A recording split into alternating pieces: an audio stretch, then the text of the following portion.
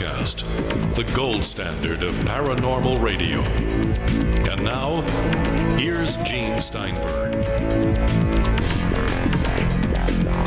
This is our year-end show with Gene and Chris on the Paracast, and we're starting to get more and more reaction to our new exclusive premium After the Paracast podcast. Now imagine saying that 5 times fast. What we do in After the Paracast is we attempt to be politically incorrect. We just say things that are on our mind. Like last week I was talking to Chris about something where I'm sure some people would object when I said, gee, how do they do fact-checking of oral traditions? Which may sound like nonsense, although I think there was something reasonable about it, which is, of course, if you're passing down something that you want to be conveyed accurately from generation to generation over the years, how do you verify that what they're saying is correct? It represents the original story, whatever it is. It's kind of a catch-22, isn't it? Yeah. So that's what we call oral tradition fact-checking. Now, having said that, I think we're going to really hear it from people. Now, speaking of hearing it from people, it's an interesting contrast here. We had, again, Dr. Artie Six Killer Clark, and she is really a really nice lady, very loyal to her purpose, which is to collect fascinating stories, especially about sky people, possibly interactions with advanced beings in ancient times. And she goes to these various indigenous peoples and she gets the stories and she writes them down. She doesn't sit there and grill the person. You know, that doesn't help. Obviously, she can't take every nuance of that story and see if she can fact check that story, because we're talking about something that might have happened generations ago, hundreds or thousands of years ago. Look at the story, look at the consistency of stories from person to person to see if there may be something there that at least indicates the possible presence of unusual creatures or beings or people or whatever in those ancient times. Now, the first time we had her on, we got really hit by our listeners saying, you know, this is not scientific. It's just folklore. But this time, I think they were more prepared to accept her for what she is. Right. So was I. The first, I just, being out in the field for many years off and on, I've really been a stickler for getting as much detail and writing down dates, times, descriptions, duration, location, any number of 10 to 12 different data points that I try to include in every report that I investigate. And it just was very frustrating for me to find out that she's in a town where a snowplow operator, for instance, picks up an alien and she's in the same town. Well, man, it would sure be nice to get a date, a time, a location, all that sort of thing. And so I was a little frustrated when she was here, her first time here. But I just kind of went along with the flow here this past show, and it was very enjoyable listening to her stories and kind of dovetailing them with some of the information I've gleaned over the years from that part of the world down there, and I found it fascinating. She's really sweet, and you just got to squash my natural tendency to really dig and obviously want to find out more. So we just sat back and had a nice time listening to some of the very fascinating accounts. The one about the kid finding the little alien dressed up in a metal suit, that pretty cool stuff. If it's legit. Well, the thing to bear in mind here is that there are all sorts of unusual things that may have happened many years ago, and even more recent events. Most people to whom these things happen don't always go rush to the police department or call the Air Force or look for the neighborhood MUFON representative. They kind of set it down. They kind of, if it hasn't really harmed them, they just realize they have a nice story to tell. But if we're talking about oral tradition, that's another thing, where something is so significant that a tribe is going to make an effort to record all that information verbally to make sure that future generations know what happened. But they're interpreting that event with reference to their culture and experience. So we may not even remotely be seeing what actually happened to them. No. It's kind of like a campfire story. And that brings us back to someone like a J.C. Johnson. who also tells lots of campfire stories. And also, we get criticized for J.C. Johnson. But I think people who listen to the Paracast regularly know that not every week are we going to just sit there and grill guests over every different issue. Sometimes we have to sit back and just take it in. Right. And maybe learn from it. And maybe if it isn't literally true, there may be something there to understand. That's entertainment. That's entertainment. But there you go. Dr. Artie Six Killer Clark. She must have been fun in class, though, with these stories to tell. Oh, yeah. She's a very plain-spoken woman. You kind of think an academic is someone who knows how to pile on the esoteric jargon. No, she's used to talking to regular people, and it tells in what she says and how she says it. Yeah, it's refreshing. So we had fun. It's also good. We're in the holiday season, and we have to sometimes just enjoy what's happening. And it's kind of funny, too, that how the holiday brings out different people. And I won't mention the name, but one of our early forum members who had been banned in our forums 4 years ago sent me a message over Facebook and said, look, I'd like to get on the show on and listen to the Paracast again. I'd like to join Paracast Plus, which we'll mention more briefly in a moment. That's plus.theparacast.com, plus.theparacast.com. Subscription service after the Paracast, high-resolution version of the show, no ads, that kind of thing. Okay. Says he wants to subscribe, but he can't get to the show. So somewhere along the line, on our web server, we banned the IP number with which he connects to the internet for some reason. Don't ask me why. So I fixed that. I removed the ban in the forums. He joined the forums and signed up for a 1-year subscription. You're so sweet, Gene. I know. Let me guess who you're talking about. You can't. I don't think you can because I think he left before you joined the show. Oh, really? Okay. But he was associated with some of the usual offenders at one time. Well, okay. But, it's like this here. There's been bad blood between the Paracast and other people, either because of me or Chris. And whatever reason there is. Because of me? Hey, there are people who think you talk with marbles in your mouth. And it's not. It's chewing gum. Let's get the facts everybody straight. like me. Well, I like you. You mean there's people out there that don't like me? Well, there are people out there who don't like me. Boy, I'm going to have a Sally Fields complex here. Well, that's Sally's really problem. Like me. Oh. Well, I like you, so that's how it goes. It doesn't matter what other people think, what they say. But seriously speaking, here, this to me is something we should consider. I don't hold grudges. And, if somebody's decided that for whatever reason they disagree with me and they want to disassociate themselves from me, or they don't like the fact that I had financial difficulties over the years and sought some help, that's all right. That's their privilege. But if they came back to me and said, you know what, let's let bygones be bygones. Let's think about the future and the fact that you can't spend your life hating people because it's not healthy. No. And they want to come back and shake hands, I'll shake their hand. I really, don't believe in holding grudges unless somebody really does something harmful, like they steal my money or they do something that commits harm to me personally. But otherwise, your dog, huh?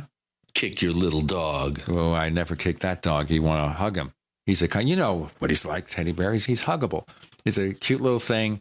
Got a heart of gold. Yeah, but if somebody came along and kicked him, I bet you it would take a while for you to bury the hatchet with that guy. Well, if they kick Teddy Bear, I give Teddy Bear permission to bite him or her. Oh, okay. I would. Hey, we have an interesting year-ender kind of show today. We've got a gentleman by the name of Paul Eno, and he is also a fellow broadcaster, and he has a show that he hosts with his son Ben called Behind the Paranormal at WOON 1240 AM over there in Rhode Island.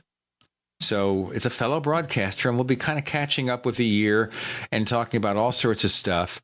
And this is going to be one of those fun episodes, kind of light-hearted, I hope. Yeah. But that's the way you end the year. With Gene and Chris, you're in the Paracast. So here's what happened. I was placing an order online. The site went down. It took hours before it returned, but I'd already placed the order with another company. If your site goes down, you could lose business. And if you have a business or personal site, you'll want to know it's easy to run and it will stay online. At iWeb, your site is hosted on one of the most reliable networks in the world. Talk to a sales rep at iWeb.com. Use the promo code TechNightOwl for a special discount. First came Attack of the Rockoids, and it was a critically acclaimed success. And now there is The Coming of the Protectors. A former military intelligence man is contacted by a space woman in a dream that turns out to be a nightmare because evil forces on her distant planet are planning to conquer the Earth. This is gripping science fiction of the classic kind. Attack of the Rockoids and The Coming of the Protectors. Find out more at rockoids.com. That's Rockoids, ROCKOIDS.com.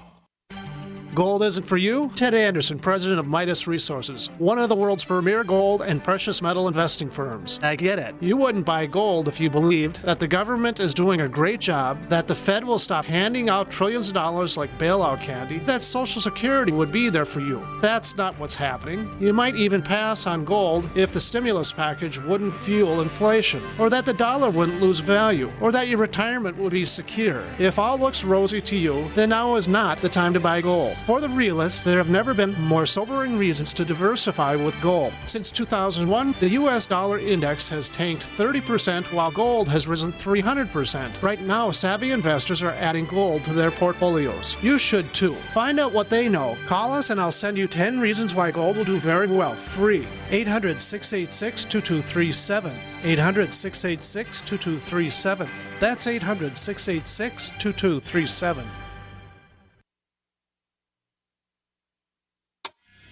Time waits for no one.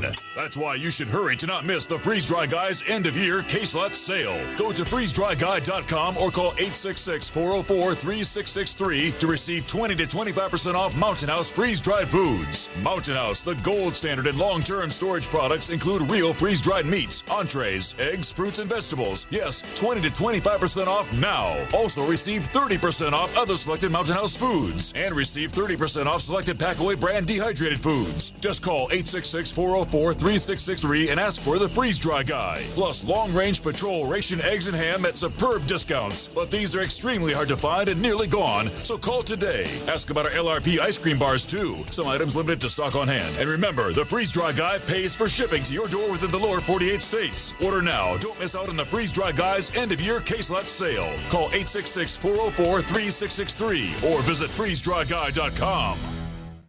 It's that time of year again, and you know what that means. Cold and flu season. But don't worry, herbalhealer.com has you and your loved ones covered with our safe and natural products. Cold and flu fighters like beta-glucans, olive leaf antiviral capsules, grapefruit seed extract, HHA 4-herb capsules, elderberry power, and respirate. And don't forget about oregacillin for the lungs, normally $34.95, on sale now for only $25. Vitamin D3 120-count soft gels, only $9. Whole body and homeopathic detoxes for the lungs, kidneys, liver, lymph, and brain, normally $26.95, now just $20. Herbalhealer.com also offers correspondence courses to teach you how to handle your health naturally. And as always, new customers get a free 128-page catalog with your order. Visit herbalhealer.com and click the Winter Specials button to save on our natural cold and flu fighting products. Herbalhealer.com, healing the world with nature, one person at a time, since 1988. We'd like to hear from you. If you have a comment or question about the Paracast, send it to news@theparacast.com. That's news@theparacast.com. And don't forget to visit our famous Paracast community forums at forum.theparacast.com. We have Paul Eno here. He's one half of the team who does a show called Behind the Paranormal. The last time we had Paul Eno on the Paracast, he was here with his son, Ben Eno. So he's not here with you today. Did he do something bad, or did you tie him up or something, or did he tie you up? The problem is, as they get older, they're taller than you, they're stronger than you, and of course, you can't tie them up anymore. They can tie you up, as I said. Of course, my son is shorter than me, but he's still a pretty robust kid. Well, that's from days of yore. He's in his 20s now, and he's taller than my wife, but not me.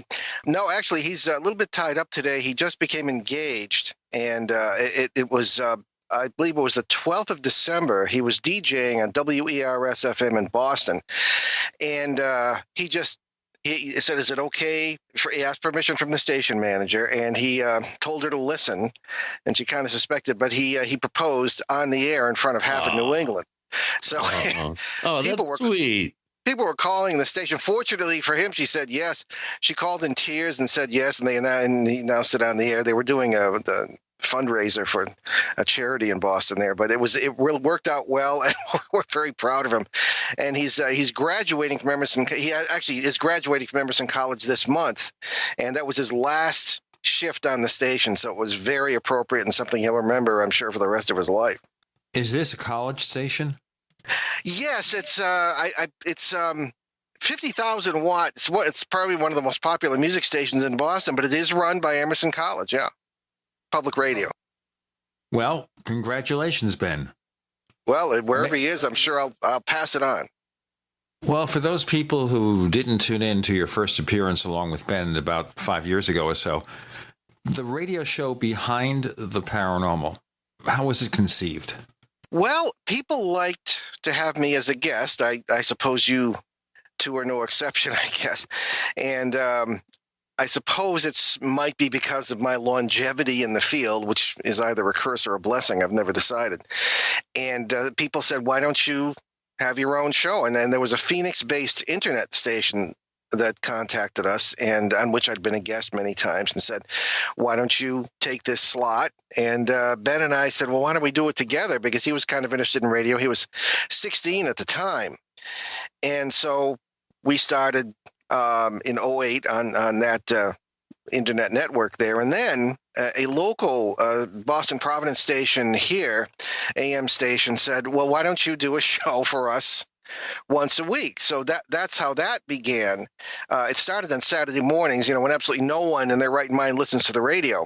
But then they quickly moved us to a Monday night slot that we still have. So that's drive time. So you got a lot of commuters who are stuck in traffic listening to us. So we try not to get them too frustrated. And then that November of 2009, CBS contacted us, and they had a new part of their network on 3 and later 4 market cities in the U.S., Seattle, Pittsburgh, Boston, and I don't even remember, Detroit. And they said, why don't you take this particular slot? And it was Sunday nights, and we developed a pretty big audience from that.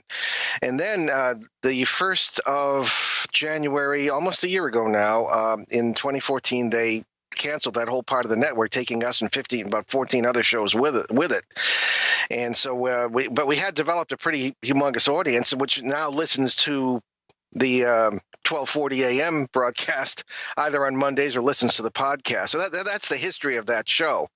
And supposedly, I mean, at our height, we had up to 3 million listeners, all told, internet podcasts and over the air. And the Monday show now, certain people, anyone who happens to be listening on a computer who's not stuck in traffic has the jarring experience of actually seeing us as well, because the thing goes out over webcam from the radio station. So I think, we're pretty well, we enjoy doing it together. People say they like the father-son dynamic. The only problem is that several times we've been approached by TV producers and directors, and just about all of us have, I'm sure, at one point or another. And they always end up saying, we've even done a pilot or two, and they always end up saying, well, first of all, in so many words, the networks say you're too intelligent. All right, that says a lot, doesn't it? And then the other thing is, we get along too well. They wanted more sparks. Fathers and sons aren't supposed to get along. So, I mean, go figure. So we're still on the air anyway. You're too intelligent and you're too nice. Oh. Let me give you kind of a related story here. And it sounds similar to your story about how you interacted with your son and he co-hosted a show with you. So back in 2002, I went online with a radio show called The Tech Night Out Live. And that's something where we were one of the early internet-based radio shows. And I called my son to help me. We had been writing books together, by the way. He was just 16 at the time. Yeah, we wrote a series of science fiction novels. He was just 16 at the time. So we decided to have him work with me. And we had kind of an unusual rapport at that time. I don't know if we still have it, because now he's 28. But at that particular point in time, we had this rather unusual rapport, back and forth, repartee, and it seemed to work. So we did the show together for a few years. And then he, of course, was in college. And finally, he took a semester in Europe, in Madrid, Spain, and fell in love with the country and decided to live there. So we only get to see him like once a year for a few weeks. He might come back eventually. But that's one of the reasons why he no longer does it with me. But I understand the father-son dynamic. And sometimes it works right. Sometimes it doesn't. And I'm really happy to know it works so well for you. Does he share the same level of interest in paranormal as you do?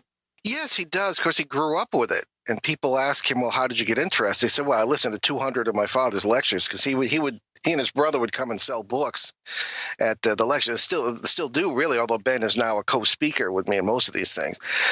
It really all began when I was curious to see if blood relatives had the same reactions in paranormal situations or in paranormal areas where I hate to use the word psychic because it has so much baggage, but you do have a reaction of fear or curiosity or whatever, or electrical feeling or what have you, as John Zaffis would say. But what I actually did was to take a cousin on a case, and it was very interesting. He kind of had similar reactions. And then my oldest son was a little bit interested in it, but he started sleeping with the light on. And I said, this is not going to work.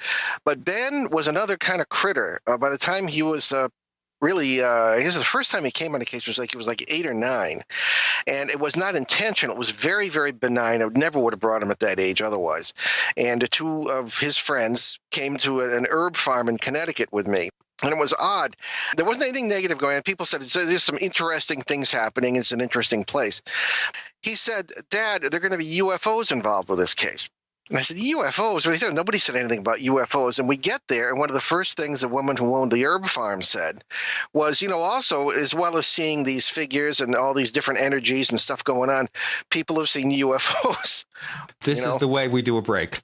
That is a great way to have a segue. Let's find out more about this early paranormal investigation sojourn with Paul and Ben Eno. With Gene and Chris, you're in the Paracast.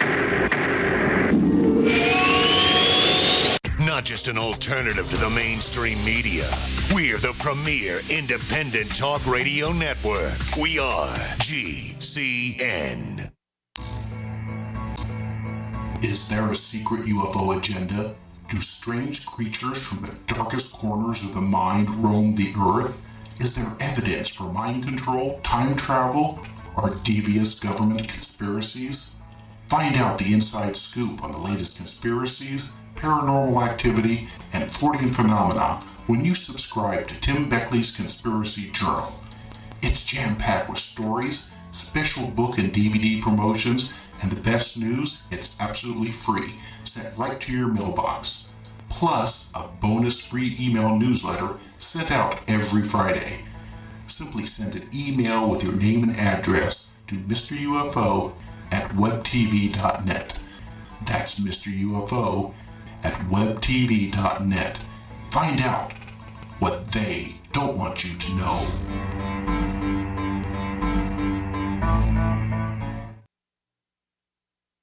Dr. Wallach has been warning us for decades to take control of our health care and our food supply. Go Foods and Dr. Wallach's Youngevity have partnered to help you be prepared. Members of Youngevity can now buy Go Foods directly from their personal store. If not yet a member, call 800-648-9753 or on the web at www.storefoodnow.com to get special member pricing. That's 800-648-9753 or www.storefoodnow.com. Hi, this is Ted Anderson. Have you ever wondered why banks, stockbrokers, investment advisors won't talk about gold IRAs? They've been available since 1986, yet the financial industry won't recognize the value of gold for your retirement. Gold has outperformed paper investments, yet no word about IRAs. If you would like to have gold for your retirement, call 800-686-2237. Don't get left behind by rising inflation and low returns. Call 800-686-2237. Secure your future and call 1-800-686-2237. For over 5 years, you've been hearing about the Berkey guy, so you may know a few things about him. For example, you are well aware of the superior quality and effectiveness of Berkey water filters and accessories. But did you know the Berkeys have had independent lab tests done to prove just how effective they are? It's true, and he can email you the test results. Just visit goberkey.com. You may also know that the Berkey guy has helped tens of thousands of people get better prepared. Now here's something you may not know. GoBerkey.com has amazing specials and deals all the time on a wide variety of survival and preparedness products, most ready to ship same day. Visit the Berkey Guy at GoBerkey.com and be sure to click the red Products on Sale Now button. You can always call toll-free 877-886-3653. Again, that's 877-886-3653. GoBerkey.com, home of the Berkey Guy.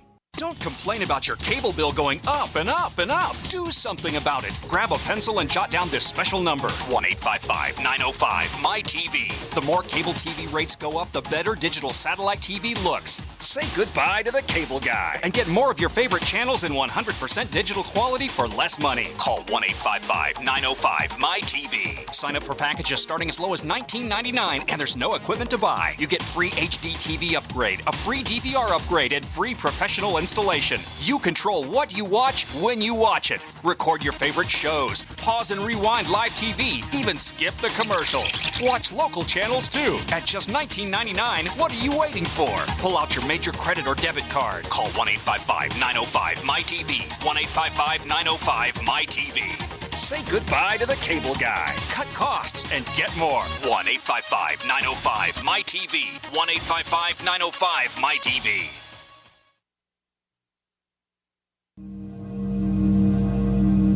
This is Leslie Kane, and I'm with the Coalition for Freedom of Information, and you are listening to the Paracast. Let me remind you, listeners, we have a premium service now called Paracast Plus. The Paracast Plus gives you benefits for a modest monthly subscription fee. First and foremost, the ad-free version of the Paracast, higher resolution content. So everything is better sounding, even when we have those marginal cell phone connections with some guests. We also have something called After the Paracast, which is our politically incorrect color commentary show. To find out more, go to plus.theparacast.com, plus.theparacast.com. It tells you how to sign up, a few bucks a month, a few more bucks a year, and we welcome your membership. We've got Paul Eno, and he's one half, and we're not going to say if it's a bigger or smaller half, let's call it an equal half of the team responsible for Behind the Paranormal with his son, Ben. And you were telling us, Paul, that you and your son had gone on this early paranormal research sojourn. Yes, well, actually, I will comment that I do weigh considerably more than Ben. But in any case, yes, we did this particular case in the 90s. It wasn't really a case. Well, we did monitor it. He did mention that UFOs would be involved. And that came out of the blue, and I had no idea what he was talking about. And that was the first inkling that I had, and that people before me had suggested this. I mean, certainly Chris is on this same road, and John Keel was, people of that nature from the earlier times, that the paranormal is more than just individual incidents involving seemingly unrelated phenomena. You know, ghosts are in one corner, and Bigfoot and all cryptids and things are in another corner, and UFOs somewhere else, and everything. But I began to suspect, after talking to people at this particular site, that you've got different energies contributing, I should say the same energies or the same phenomena, in the sense of, well, I believe that you get a lot of quantum physics involved and parallel world intersects and things of that kind. It's because that's becoming a more popular opinion now in the paranormal, that was occurring, and that the various phenomena seemingly unrelated were in fact related in that sense. So that was Ben's real first unofficial case, but he was 13 by the time his mom and I decided that it was advisable to let him come on more serious cases. And so at the age of 13, which I still thought was a little young, but he was on top of it. From that time, I could say I'd have him by my side anytime in any emergency. And I've seen some wild situations, paranormally speaking and otherwise. Level-headed, calm, mature, and he was really great. So he's been in my right hand ever since. And now wherever his career as a sound engineer will take him, I don't know. One of his professors told him, it's okay, you have two choices now. It's either Hollywood or New York. However, he's got a possibility in Massachusetts with a big name. So we'll see what happens. But in any case, I look back on those days as sort of a unique father-son enterprise, and which is still going on, hopefully helping people along the way and finding out a little more about the paranormal.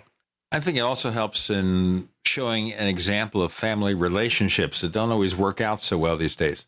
Well, it's funny. People wrote to us, they still do, from all over the world saying, gee, you are so lucky. I wish I had something, anything in common with my son. And probably the one of the most memorable shows I think we ever did, judging from the reaction, was one we did on the AM Boston Providence AM station here.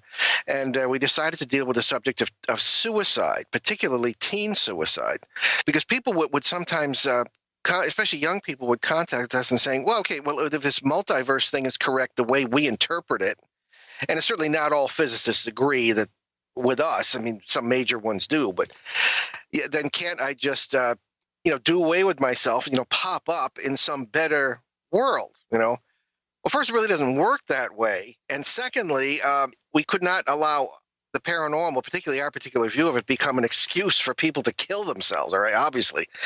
So we did a show on that. The reaction was amazing. We had one woman was listening in the car. She was in tears. Her daughter had been listening at home, and she was in tears. They hadn't even been speaking to each other, and the daughter had been contemplating suicide, and they just embraced each other. And from what we heard, things were better after that. So, I mean, you like to think you make an impact that way, but that was we really hit a nerve with that subject.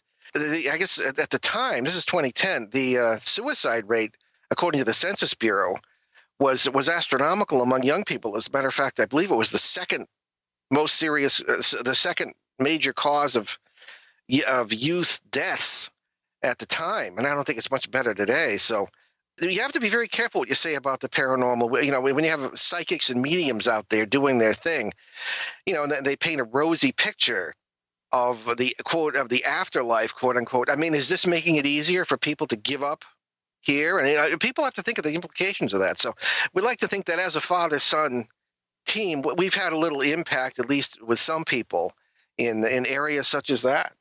I'm going to ask you a fast question then. Do you believe that the concept many people have of what the afterlife is like is an accurate interpretation, or what? Boy, that's a broad question. Well, right. I spent 10 years in seminaries. I graduated from 2, and the last one tossed me the heck out like a year or 2 before ordination because they didn't like my paranormal work, right? So maybe the church and I both had a lucky escape. I don't know.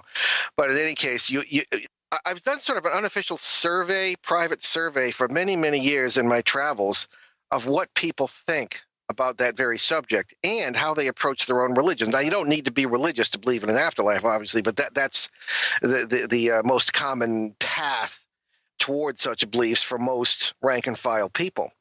And I found that people in almost all religions, not just Christianity, but even in Judaism or in Islam and all these others, they don't really understand what their own religion teaches about these things. Roman Catholics in particular are, at least I don't know about now, but were not encouraged in my day to have theological education unless they were studying for the priesthood, and then you had to be male. So you have a lot of uneducated people in that and many other religious groups. One possible exception might be the Eastern Orthodox, where a lot of people, male and female, go to the seminary, or at least are very interested because they have, maybe it's because they have, at least in this country, a smaller community. So that's one possible exception. But even then, you find people with this sort of goofy idea of this, paradise, which it's sort of not really nailed down. It's not very specific. But I'll tell you, I'll give you an example of what I mean. I went to a funeral in Rhode Island, here where I live, and it was the wife of a well-known fellow politician and this sort of thing. The priest was speaking, and he said, well, now she has gone to a better place. That's a common term. And she's able to play golf without all the greens fees, and she can go to the clubhouse later and eat all the cake and ice cream she wants and not get fat. So I kind of said, and as we were leaving the church, he was out there, and I shook his hand. And I said, that is the weirdest eschatology I've ever heard in my life. Yeah. A politician has to be careful about thinking about the afterlife. Well, yeah, exactly. Well, is there an afterlife for politicians? Well, they have a lot to be worried about. Yeah, well, this was a politician's wife. Maybe she was a victim. I don't know. But especially in Rhode Island, it's pretty paranormal, the politics. But in any case, then I stopped myself and I said, if this multiverse idea that I have that we have and others have is correct, then indeed we're living millions, perhaps billions of parallel lives in one or two of which she might very well have different laws of physics and be able to play. Well, I don't know, physics has anything to do with greens fees, but you know what I'm getting at. That all possibilities do exist in concrete form in parallel worlds. If this version of quantum mechanics is correct, and it might not be. It's kind of an interesting twist, on the whole idea of we create our own reality. Maybe we create our own afterlife. We actually use that term in initial promotions of the show. Not that we talked a lot about that. We try to be very cerebral in most of our approaches. But of course, when you think about that, it's not that you're creating it. It's that it's already there, and you simply become aware of it in a conscious way rather than a subconscious way. Well, create the connection. In other words, yeah. Well, it's already there. But somehow choose a particular one. There's some process that you undergo to end up in one particular possibility. So perhaps you get the afterlife you want or not. Well, Paul Eno is joining us with Gene and Chris. You're in the Paracast. UnseenNow.com, proud sponsor of GCN. Unseen Now's unparalleled encryption tools keep your communications secure. GCN. Attack of the Rockoids has been well received by critics and readers alike. It's a thrill-a-minute story you'll never forget. A former U.S. military intelligence officer is haunted by intense dreams about a beautiful woman pleading for his help after a terrible battle in outer space. But the dreams turn out to be true and thrust him into a telepathic love affair with a woman whose faraway planet is intent on destroying the Earth. And now the gripping tale continues in The Coming of the Protectors. It's the second book of the Rockoids trilogy, a galaxy-spanning adventure that pits our hapless heroes against powerful, fanatical enemies that threaten the lives of freedom-loving beings everywhere. Attack of the Rockoids and The Coming of the Protectors, classic science fiction at its best, available now. For more details, visit rockoids.com. That's ROCKOIDS.com. The experts at Web.com want to build your business a successful website for free, just like we did for these current Web.com customers. We've used and looked at other website designers, but there's nobody better than Web.com. Web.com can build your website in as little as 7 days free. Plus, we'll promote it on all the major search engines like Google, Yahoo, and Bing. If after 30 days you're happy, we'll continue to provide promotion, hosting, support, and maintenance, all for one low monthly fee. If not, cancel and pay nothing. If you're in business today and you don't have a web presence, you won't be taken seriously. Call right now and you'll also get a free .com or .net domain name for your new website powered by VeriSign, the world's leading domain name provider. Call 800-297-0154. That's 800-297-0154. No upfront charge for site build, after which ongoing fees apply. Rights to site are relinquished when canceled. Domain included during active service, after which fees apply. That's 800-297-0154. This alert just came in. This special announcement is for business owners and leaders of organizations who've been waiting for the right time to build.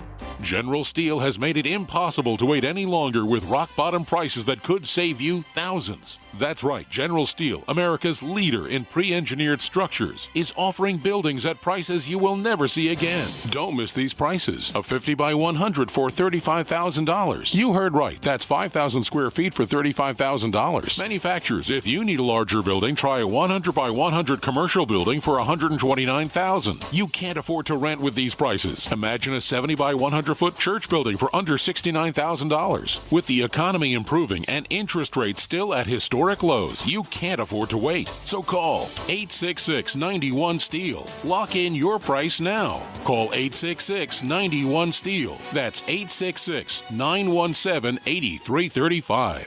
What good is a Big Berkey water filter? We get that question a lot here at BigBerkeyWaterFilters.com. And in a word, the answer is protection. Protection from water main breaks, E. coli contamination, environmental chemical spills, pesticide runoff, chlorine taste and smell, and all forms of fluoride. Plus, Big Berkey water filters are the original gravity water filter system and most trusted on the market for a reason.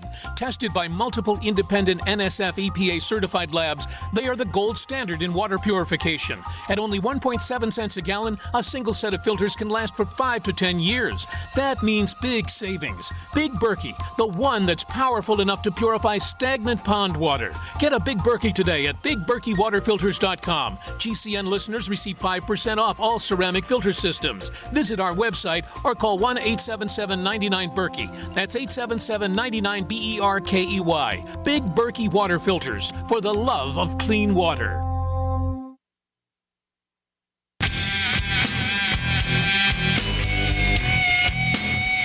This is Kurt Sutherland, the author of UFO Mysteries, and you're listening to the Paracast.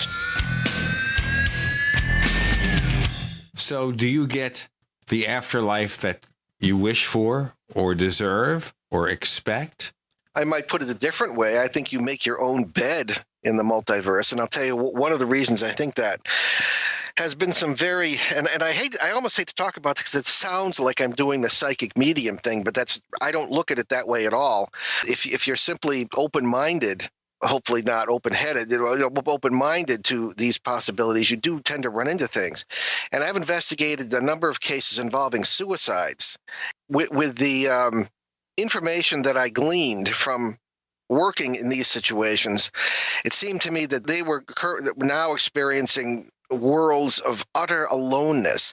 It's kind of like be careful what you wish for, because to me, and I have a personal experience with suicide of a very dear loved one, and it took me a long time to talk about this too, especially on the air, I was present when my father committed suicide, and I was 7 years old. Needless to say, it was probably the defining moment in my life. And people very often who do this, I'm sure, end up in worlds of absolute aloneness, because that's what suicide is. Now, barring psychiatric issues, or my father, I was told, had a brain tumor that affected his behavior. So, okay, barring that, deliberate acts of suicide, I think, are the ultimate acts of selfishness. Maybe I'm too harsh or wrong about that, but I think you get what you wish for, and what is the multiverse and what is our life in it? It's just part of nature.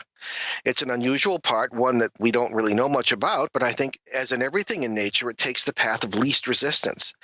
So if you are a selfish jerk in your conscious life here, in many conscious lives elsewhere, that's what you're going to remain. I think it might be just that simple. Well, I was getting at before, and this is my version having nothing to do with any reality, is that perhaps part of this transition does send you to another reality, and possibly in one reality you're dead and you're gone. But sure, in another reality you continue on. And I therefore wonder, when you see or hear from people who supposedly have passed on and they're in another place, could it be we're talking to them from a parallel universe? I think that's precisely what's happening. I'll give you an example or two. This, I think, is probably the most telling experience I had. Now, as a seminary student in Wadhams Hall in Ogdensburg, New York, no longer exists. Many seminaries don't. I was helping at the Ogdensburg State Hospital. Now, because this is back in the 70s when there were more of these state hospitals now, I should say then, and there were more inpatients then than there are now. And now they just fill your pockets full of antipsychotics and off you go, and good luck.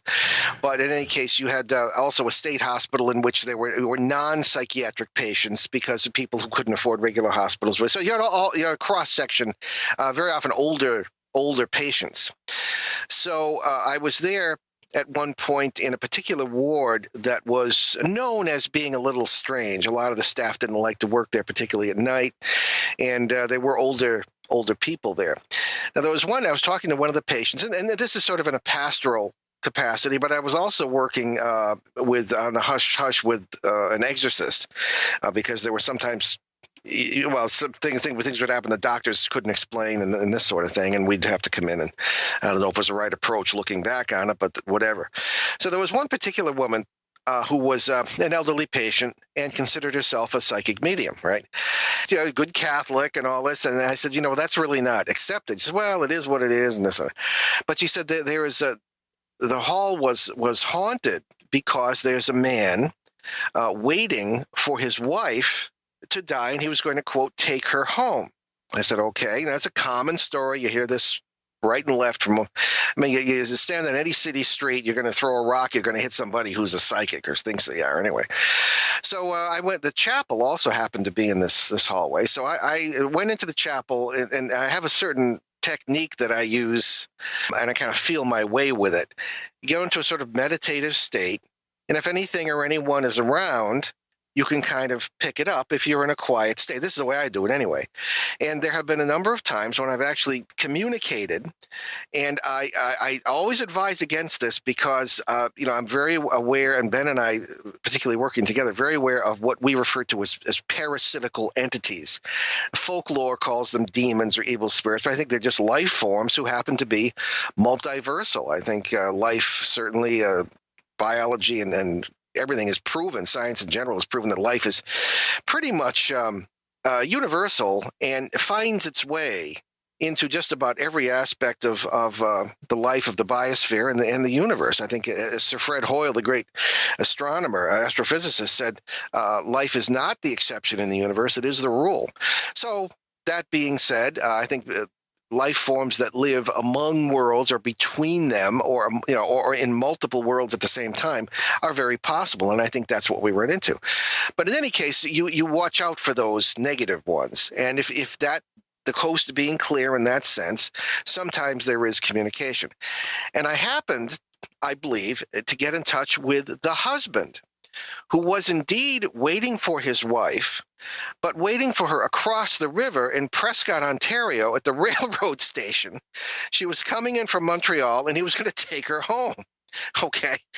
Now, this was not in our particular world, or this form of our world, and I got the strong impression from this guy who did speak English. Very often I have language problems because you've got people or beings, as I believe they are, who don't speak any language that we know, or speak a very strange form. I encountered one time who spoke a very, very strange form of Latin with very odd case endings, and it took me 2 days to communicate with him. And in this case, the fellow's across in Ontario, but he was in a world where it was very similar to ours, but in which it was not uncommon to speak with your neighbors, as I think of them, in parallel realities and, not far away. Now, in our world, generally that would get you a sentence of schizophrenia and a bunch of antipsychotics and a bunch of visits to the shrink. But in his world, that was considered normal because, if you study psychology, the definition of normality really depends on the society in which you live. So you can just see, if all this was what it appeared to be, that this woman who was the psychic medium, and carrying it from that to perhaps many or even all psychic mediums, interpreting this as someone who had died, what else could it be? Because they don't have any other point of view, waiting for his wife who was going to die, and he was going to take her home to heaven. Okay, hence their view of the afterlife. When in reality, if I was interpreting it correctly, this was nothing of the kind. whenever I have the rare times we have psychic mediums on the air, and it's very rare because they all say the same things and they're all stuck in the 19th century. Not all, but most, in my opinion. I'll ask them, well, you talk about the other side, these spiritualist terms. I said, well, the other side of what? Or which other side? Which of the billions and trillions of other sides are you talking about? The one in which the ladies, sucking up all the goodies and not getting fat, or the one in which the guy's waiting for the train. I mean, everything is out there, and we're just an infinitesimal part of this, if it is what it appears to be. That's an example of what I'm talking about. Well, then we can also talk about whether it's all real or whether we're just somewhere in the matrix sleeping away our lives, and it's not what we perceive it to be. When you were talking, though, about the parallel universe, I was thinking of the TV show Fringe, where they had this alternate reality that they visited, where you could see how things were similar. You had counterparts of the people who existed in the reality with which we were familiar, but other events like 9/11 never occurred. Oh, yeah, exactly. Well, I don't watch very much television. Ben's mom said it'll be a bad influence on me anyway. But I think a lot of these ideas are being carried over into pop culture in some ways, although pop culture usually gets it wrong, just as they get stuff wrong in religion. People have, to get back to your original question, which I think I probably wandered a bit far from, about the afterlife or concepts of heaven. And it's ironic because Ben and I are writing a book together, and we're on chapter 10, which is about heaven, that deals with this very idea. People don't understand, as I said, really what their own religions teach, particularly when it comes to heaven or the afterlife. Buddhism, for example, doesn't even officially recognize a single god, but most others do, or pagan religions, gods, whatever. But it still leads to an afterlife idea. And the one of the questions is the afterlife the same for everyone, or is it sort of personal? And from what we've discussed about the possibilities of making your own bed here, or even making a conscious choice about what world to be conscious of next when you are not in this one anymore, that I think sort of answers the question about whether you have a conscious choice or whether it's the same for everyone. We have Paul Eno joining Gene and Chris for Year Ender. You're in the Paracast.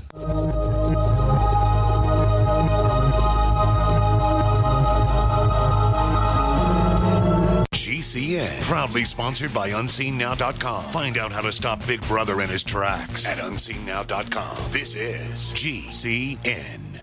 We've been patiently waiting while you tried to ignore us, waiting while you acted like we didn't exist, waiting for our chance to be taken seriously. The wait is over. GCN is available 24/7 at GCNlive.com. Navigate through news from your favorite hosts and download archives of past shows. Download the app on your smartphone or tablet, or visit GCNlive.com for instant access and live streaming. GCNlive.com, the future of talk radio, now at your fingertips. Hi, this is Ted Anderson. Have you ever wondered why banks, stockbrokers, investment advisors won't talk about gold IRAs? They've been available since 1986, yet the financial industry won't recognize the value of gold for your retirement. Gold has outperformed paper investments, yet no word about IRAs. If you would like to have gold for your retirement, call 800-686-2237. Don't get left behind by rising inflation and low returns. Call 800-686-2237. Secure your future and call 1-800-686-2237. The knowledge of the ancients, tried and true, trusted herbs and extracts fused with the latest nutraceutical science. Introducing the all-new Ancient Defense Herbal Immunity Blend, crafted with over 14 key ancient herbs and extracts to supercharge and prepare your body for what experts admit is the most dangerous season of the year. We have rejected hundreds of other formulations in our quest to bring you what is simply the most powerful and comprehensive proprietary formula that we have ever created in the realm of herbal immunity. For the last 2 years, our team has been working with top doctors, nutritionists, and chemists to develop the ultimate nutraceutical formulation. Experience the benefits of combining over 14 ancient herbs and extracts with exciting new advances in nutraceutical science. Now is the time to secure Ancient Defense for you and your family. Visit AncientDefense.com or call 888-253-3139. That's AncientDefense.com.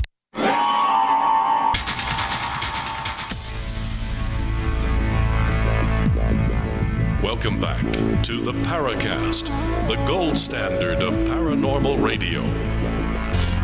And now, here's Gene Steinberg. So the question would be about the afterlife. Does it all end? Is it just emptiness, nothing? What do you perceive at the other end? Or is there our entire life just an illusion? Are we all part of the Matrix, some universal intelligence, and we kind of go off and have our experience and then return to something totally different?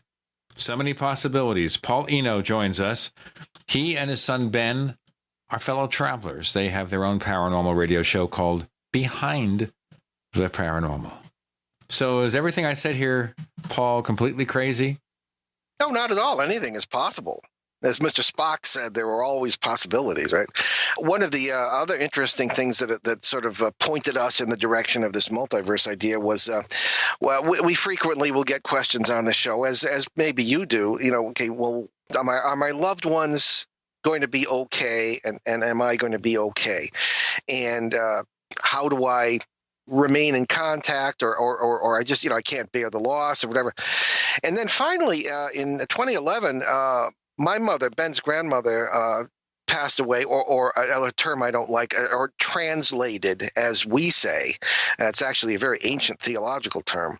Sort of wasn't here physically with us in this particular reality. And people would write in and say in so many words, okay, wise guy, well, how do you deal with this loss? Your theories are great, but when it hits you at home, how do you deal with it? So I said, well, our view is a bit of a canted look at the idea that you're still with these people. And I said, the idea that we have is that you're not, the experience we have is that you're not still, they're still not here in some form, whether it be ghostly or whatever thing popular folklore has, but it's that we are with them still in many, many parallel worlds where they never died. And I have a wonderful relationship with my mother. I always did have a good one, but it's very close because of awareness of worlds where we're still together.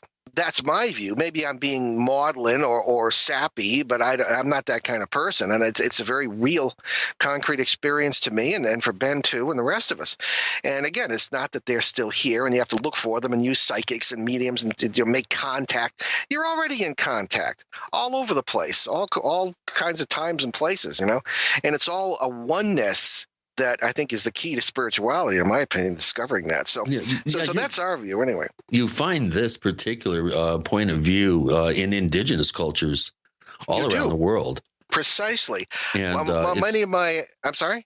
It's the West that tends to compartmentalize and create this beginning and end scenario, whereas in indigenous cultures, I think the inclination is to always be aware that your ancestors are with you at all times. Well, it's funny you should bring that up because that's a lot of my screwy ideas came from precisely that. 7 hours in Australia in the line of duty many, many, many years ago, and I happened to spend it on much of it on the porch of an old store outside Melbourne with a little, it couldn't have been more than 4 foot tall Australian Aboriginal elder by the name of Mindalooey, and they usually don't talk to outsiders that readily, but we got talking, and he said, you're starting to get it, because in the late 70s, this is in the mid 80s, but in the late 70s, I know it wasn't, it was 1979, but by that time, I began to see a lot of strange things in the paranormal that simply could not be explained adequately, in my opinion, by the classic spiritualist or even theological interpretations of these things. And he said, you're on the right track.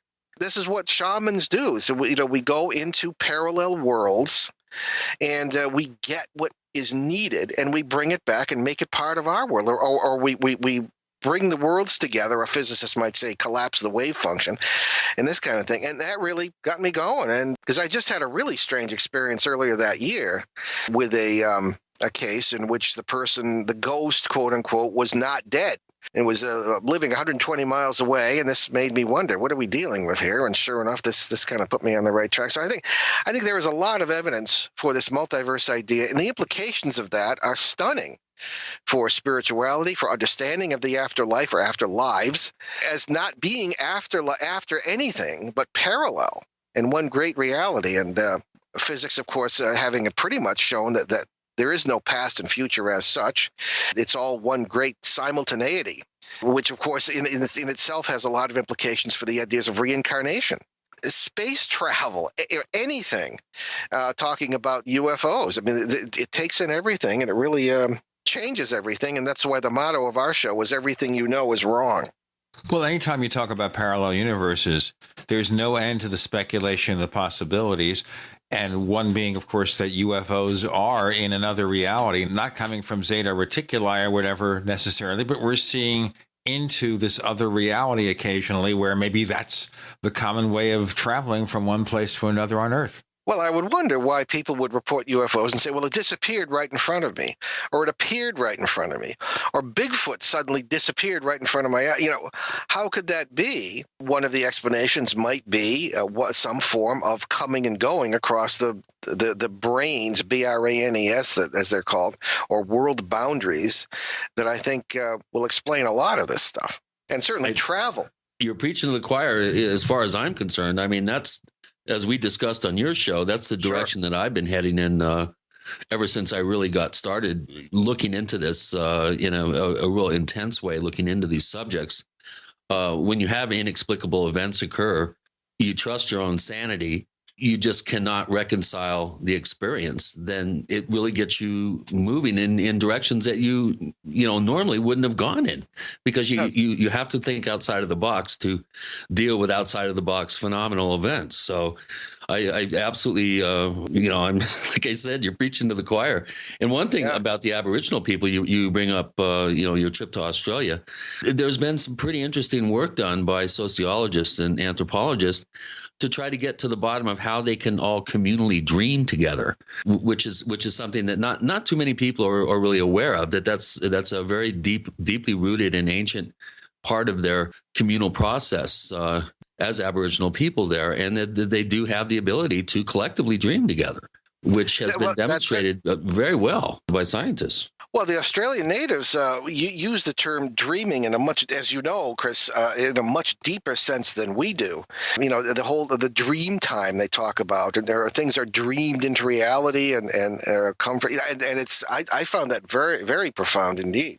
Well, you mentioned some of the work that you did in the 70s. We had Bill Hall, on the Bridgeport case, which you were involved with. And one of the things I wanted to make sure to ask you is, what did you think of that particular case? It's reading the book. It's just amazing the amount of witnesses that were involved in some of these events that could not be explained. Some possibly could have been Marcia playing around a little bit, but you were there in that case and on the scene there. I'd really love to get your feedback on what you thought about that particular case.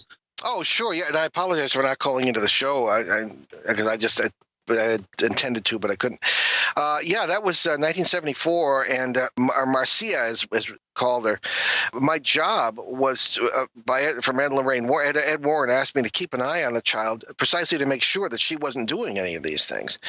And one thing that strikes people about this case is the small size of that house. It was a tiny, like three and a half room house. And all this stuff was going on, and all these people saw this stuff, including police officers and firefighters and this kind of thing, including your floating refrigerators, objects flying around, and the child being lifted and this sort of thing. One of the things that really struck me and changed some of my thinking was that on the Monday night of the case, we were for the better part of 3 days, the Warrens, myself, and Father William Charbonneau, a priest of the Archdiocese of Hartford, were in the house. I was a seminary student at the time. I got involved. I happened to blunder into it. I was on my way down to have dinner with Ed and Lorraine. Lorraine, a tremendous cook, came leaping out of the house and said, are you in a high spiritual state right now? Because she'd come back because they knew I was coming. Ed had already been in the house. So we all went down there, and the book tells the story. But on Monday night, there was probably the most striking incident for me. Let's find out what that incident is in just a moment. We have Paul Eno with Gene and Chris. You're in the Paracast. First came Attack of the Rockoids, and it was a critically acclaimed success. And now there's The Coming of the Protectors. A former military intelligence man is contacted by a space woman in a dream that turns out to be a nightmare because evil forces on our distant planet are planning to conquer the Earth. This is gripping science fiction of the classic kind. Attack of the Rockoids and The Coming of the Protectors. Find out more at rockoids.com. That's Rockoids, ROCKOIDS.com. Do you need a website? Well, you can get a great deal on hosting services with Namecheap's legendary coupon code. They're offering substantial hosting discounts on shared hosting, business hosting, VPS hosting, reseller hosting, and even dedicated servers. Namecheap is preferred by millions. It's backed by a money-back guarantee. Use the coupon code LEGENDARY to cash in on the special deal at Namecheap.com, Namecheap.com. Friends, this is Alex Jones for MidasResources.com. For more than 15 years, I have exclusively used Midas Resources for all my precious metal needs. Whether it's bullion or collectibles you're looking for, Midas Resources is simply the best. I own my gold as a hedge against inflation. This Federal Reserve fiat currency could go the way of the Deutschmark and the Weimar Republic anytime. In these historically dangerous times, it makes sense to physically hold gold and silver. Midas already has some of the best deals in the industry. But if you give them a call and mention the radio special, they will give you a list of the day's super specials. Midas brokers are standing by to answer all your questions at 800-686-2237. They also have a lot of informative free literature explaining the opportunities and risk of holding precious metals. They are ready to answer your questions at 800-686-2237. Again, that's 800-686-2237. The Genesis Communications Network is one of America's premier broadcasters of captivating talk radio. We thank you for listening. Now, just imagine, there are thousands of people who are just as passionate about radio as you are. But what you may not realize is how easy and affordable it is to advertise with us. Radio commercials for your business could be heard on hundreds of radio stations across the U.S. every day. We can help you by creating an effective radio advertising campaign for your company. From script writing to producing your commercial, just like the one you're listening to right now. No other network provides the level of customer service we do. When it comes to radio advertising, we are your one-stop shop. And no matter how big or small your business is, we can help. Email us at advertise@gcnlive.com, and an experienced advertising executive will help you take the first step towards driving more customers to your business or website. Advertise@gcnlive.com. Easy, affordable, effective.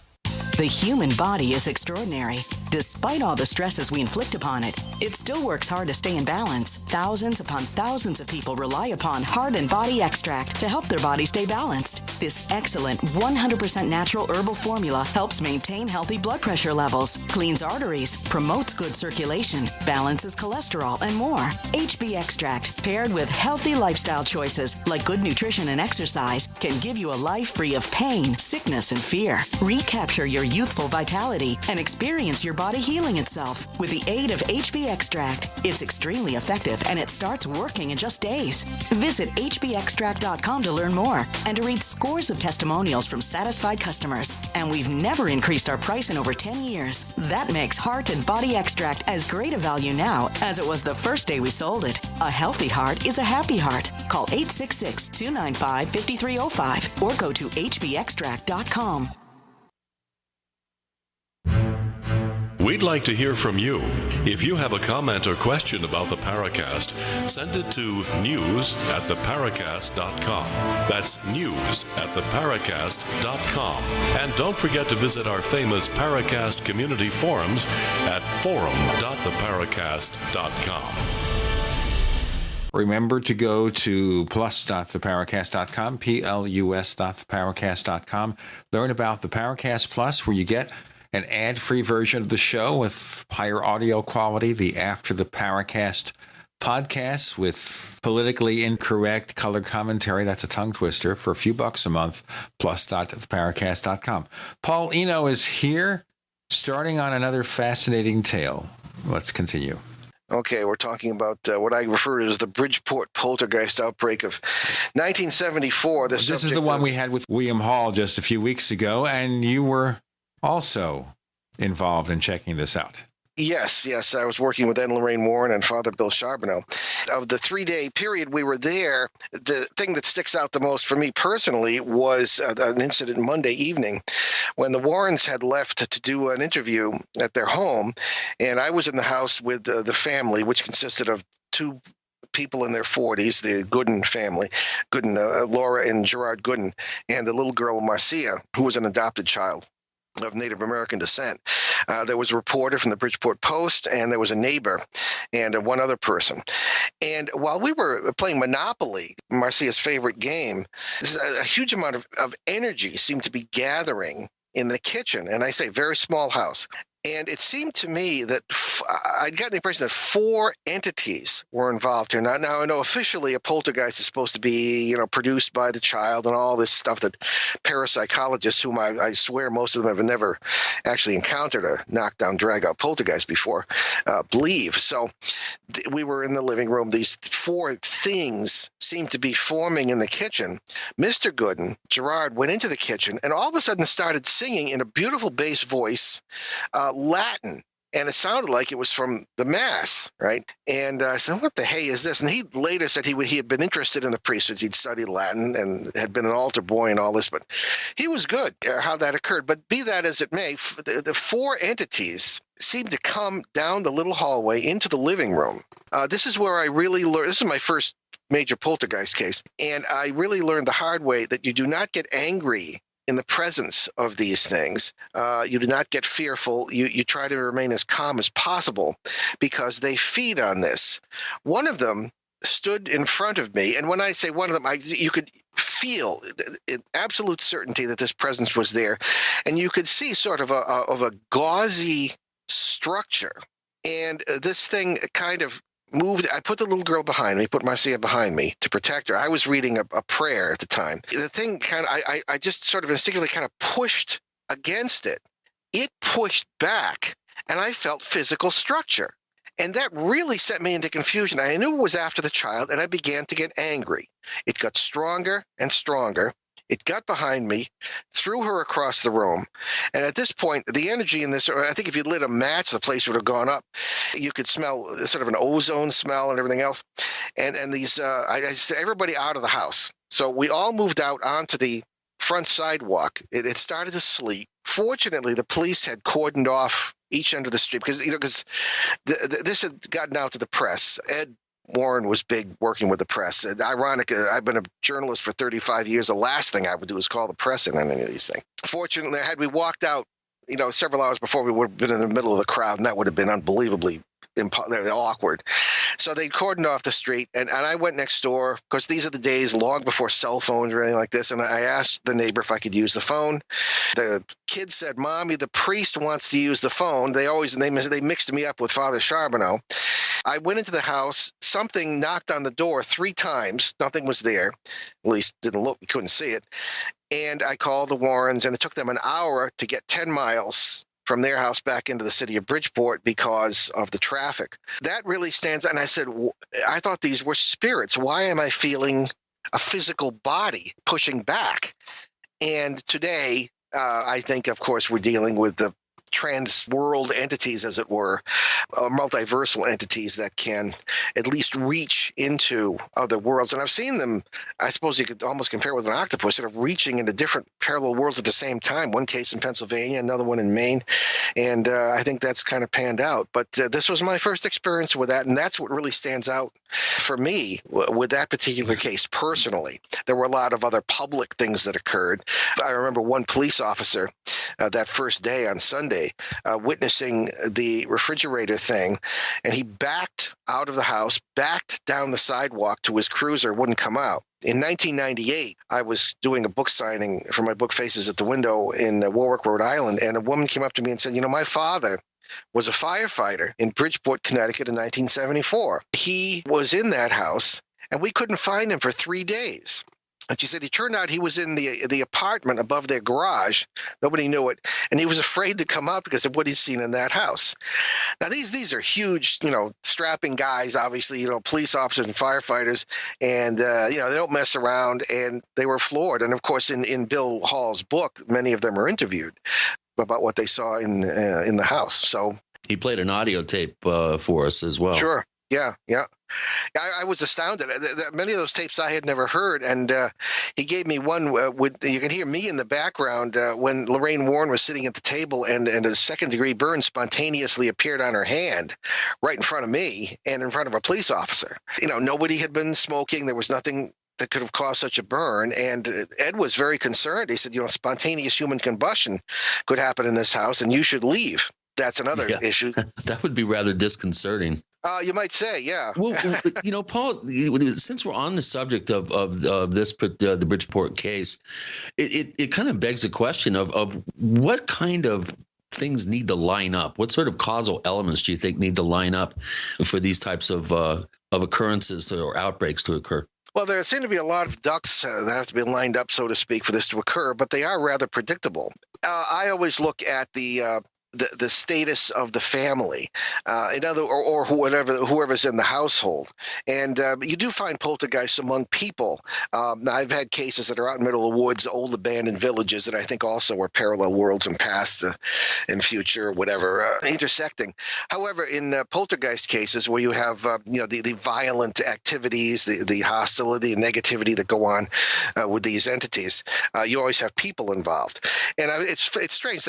There seem to be negative factors that are generally present. A lot of stress. Very often you have someone who has been confined to the house for long periods and sort of as a ready food source, so to speak, for these things. And in the Bridgeport case, you had the child Marcia, who had been very, very smothered by her parents. They had lost a little boy early on of their natural child several years before, and they had adopted Marcia and were just very protective of her. She had been attacked and bullied, as we would say today, in school, had been injured slightly in her back, and had been, something today that would probably put the other kid in jail. But she ended up being kept in the house for 6 weeks in a row. It wasn't allowed to go out. And this helps the energy build up. Now, of course, people would come and say, aha, it must have been the ghost of the young child who was jealous. I mean, I don't believe it. That's nonsense. So I saw no, whatever. That's old-time spiritualism, Let's do our break here. Paul Eno is here. We're discussing that Bridgeport, Connecticut case that we had addressed in the interview with William Hall just a few weeks back. Some more insights with Gina and Chris. You're in the Paracast. Free from the shackles of corporate America, we're the place for independent thinkers. GCN. Graphic Converter is the image manipulation tool for the rest of us. It does not use any database. You get full control of all your files. Want to view the images of a folder? Drag it into Graphic Converter, and a powerful browser opens up to show your image files. You could use it for slideshows. You could use it to import images from digital cameras or from scanners. Need to do some image editing? You can do that too in Graphic Converter. Also print catalogs. Convert from so many formats I can't even list them. Download now to see if Graphic Converter is good for you, like 1.5 million other users. Guess what? You could save money when you buy Graphic Converter. Use the coupon code Night Owl. Use the coupon code Night Owl to get a special price for Graphic Converter. Go to lemkesoft.com. That's LEMKEsoft.com. lemkesoft.com. LEMKEsoft.com. Registered pharmacist Ben Fuchs ensures he gets the best use of his mineral supplements by using Youngevity's ultimate enzymes. If you start a nutritional supplement program and you find that you get loose stools more than you get any benefits from the supplements, there's a good chance that you're not absorbing the minerals. Now, here's the thing about minerals and mineral absorption. You need to have a functioning fat system. You need to have functioning bile. You need to have a well-functioning liver and a well-functioning gallbladder in order to get the benefits from nutritional supplements with minerals. It's very common that as we get older, we don't absorb fats, we don't utilize fats, and then you won't be utilizing or absorbing minerals either. I would be getting on the ultimate enzymes from Youngevity. I'd be making sure I was taking them with all my meals. To get optimal use of your nutritional supplements, order Ultimate Enzymes from Youngevity by calling 866-735-2470. That's 866-735-2470. Or on the web at brightsidebed.com. That's brightsidebed.com. Order today. We live in a complicated society. Stressful issues are always popping up. Have you ever been treated unfairly by someone? Have you ever been overcharged for a repair? Have you ever signed a contract or a document? Worried about identity theft? How many times have you been in those unique situations where you just wanted to call an attorney to find out if you're right or wrong, or what your legal rights are? But every time you think about calling an attorney, what do you think about first? That's right. Who do you call, and how much will it cost? Our friends at Legal Shield have found a solution. With a nationwide network of 6,900 attorneys who average 19 years of experience, Legal Shield's law firms take over 40,000 calls per week helping their members. For less than $20 per month, you can have access to Legal Shield on everything from the trivial to the traumatic. Let Legal Shield stand up for your rights at lsprotection.com. That's lsprotection.com. Or call 855-340-SAVE, 855-340-7283. Results will vary from case to case. Time waits for no one.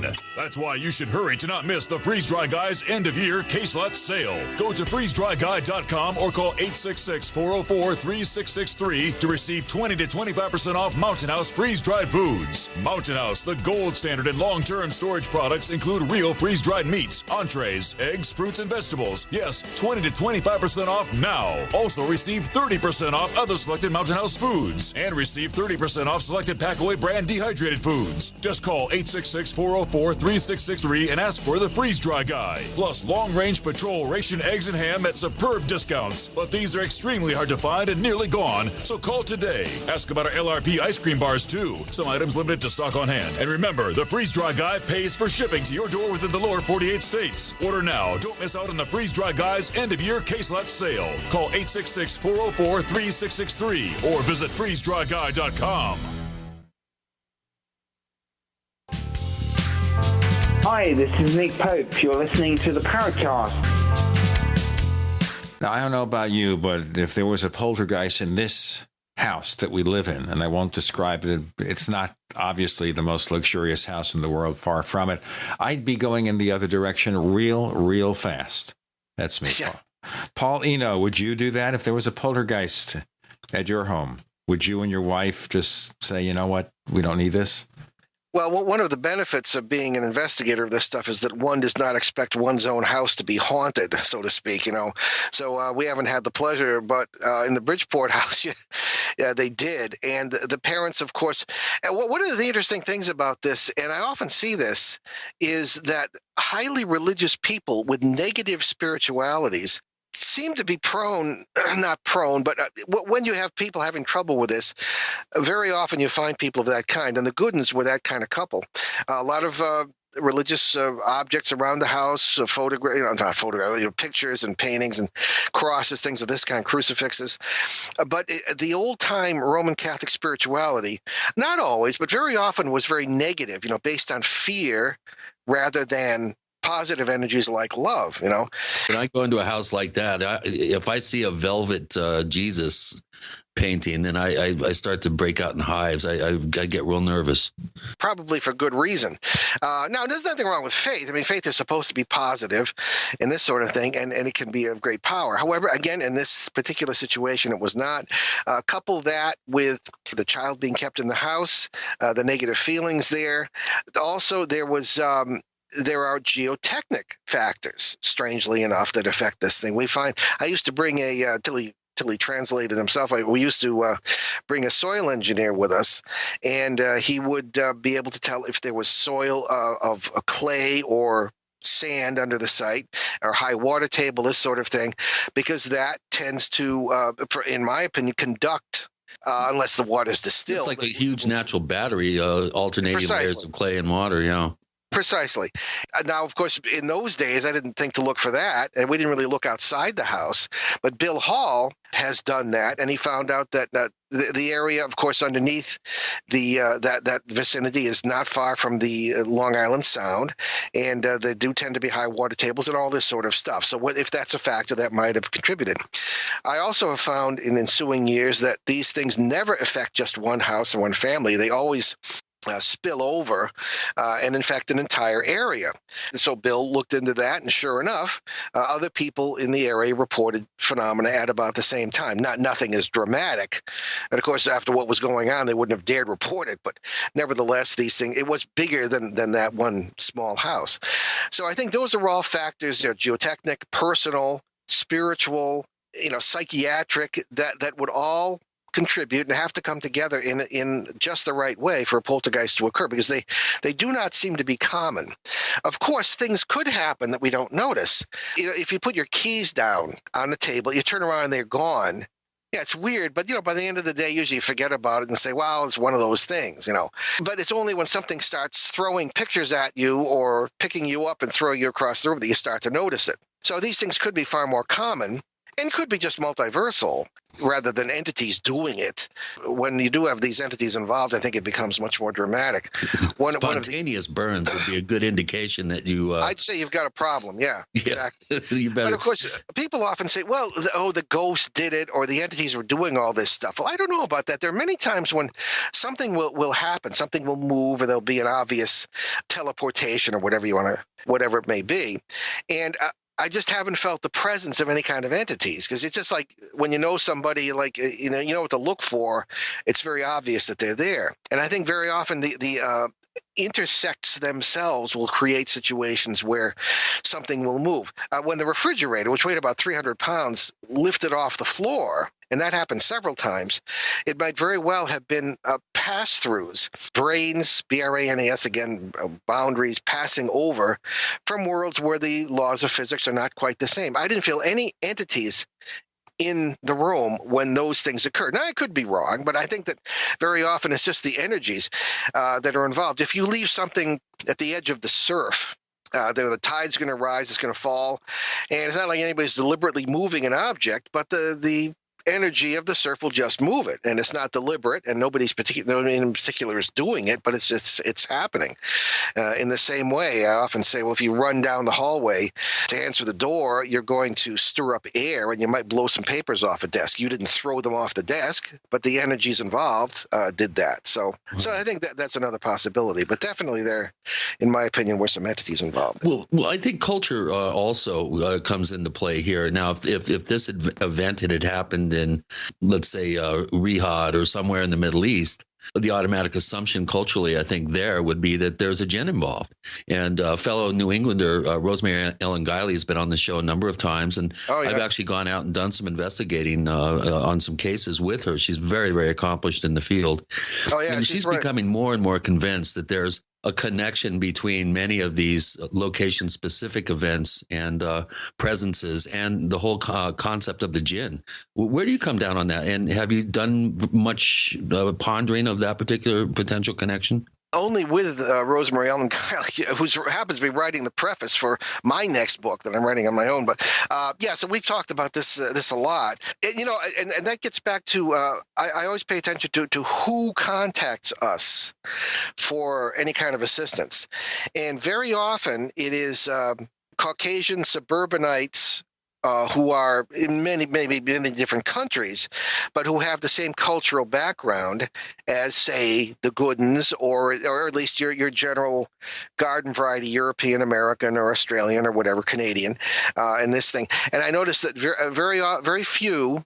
There are some very few African Americans or Hispanics will contact us because they tend to have their own beliefs about this and have their own remedies. So these things may be in America, say, very much more widespread than we realize, but they aren't reported because you have people from cultural backgrounds where they have their own ways of dealing with it. I know I have some Asian neighbors who have said that they, and they're several generations, very, very Americanized, but they still would turn to their leaders of their own culture in the cases where these things might occur. So again, it might be much more widespread than we think, but things are just not reported to the usual suspects, such as Rosemary Ellen Guiley or myself and Ben. And the jinn, of course, that's a term from the Arab world. It's very. We do have Muslim people who write to us though and say, "Boy, you really hit it on the head when it came to the jinn, or even the multiverse thing. It rings a bell with us because the Quran talks about, it always uses the term world in the plural." Talks about worlds, so this sort of thing. So there are some universal concepts that I think the multiverse idea is bringing us to, but still, as of this point, I think there are cultural differences in how people deal with it. And I agree. It's interesting to me, though, that when you start looking at more location-specific phenomena or events that seem to be centered around particular locations, whether they ebb or flow, whether it's just an outbreak in the case of the Bridgeport case, for instance, or whether it's something that tends to reoccur over the years, there seems to be some sort of geospecific attraction, I think. There's some sort of magnet sort of sense about a particular location that tends to have reoccurring reports. As far as the cultural thing, having been in southern Colorado for quite a number of years, 13 years, and doing investigations among a predominantly Hispanic population, it's a point well taken. They do have their own ways of dealing with things, and there are certain cultural remedies, if you will. But that doesn't necessarily mean that they're not going to exhaust all efforts to get to the bottom of something. If a particular cultural approach doesn't work, I would tend to be the one to get the call. And it was very fascinating to me to find out how different cultures do have a particular set of beliefs around unexplained phenomena. And in the case of the Hispano culture in northern New Mexico, for instance, a lot of it is occult based, and their beliefs tend to center around black adepts, sorcerers, witches, brujos, sure, that sort of scenario as a causal element. We have Paul Eno talking shop and paranormal subjects with Gene and Chris. You're in the Paracast.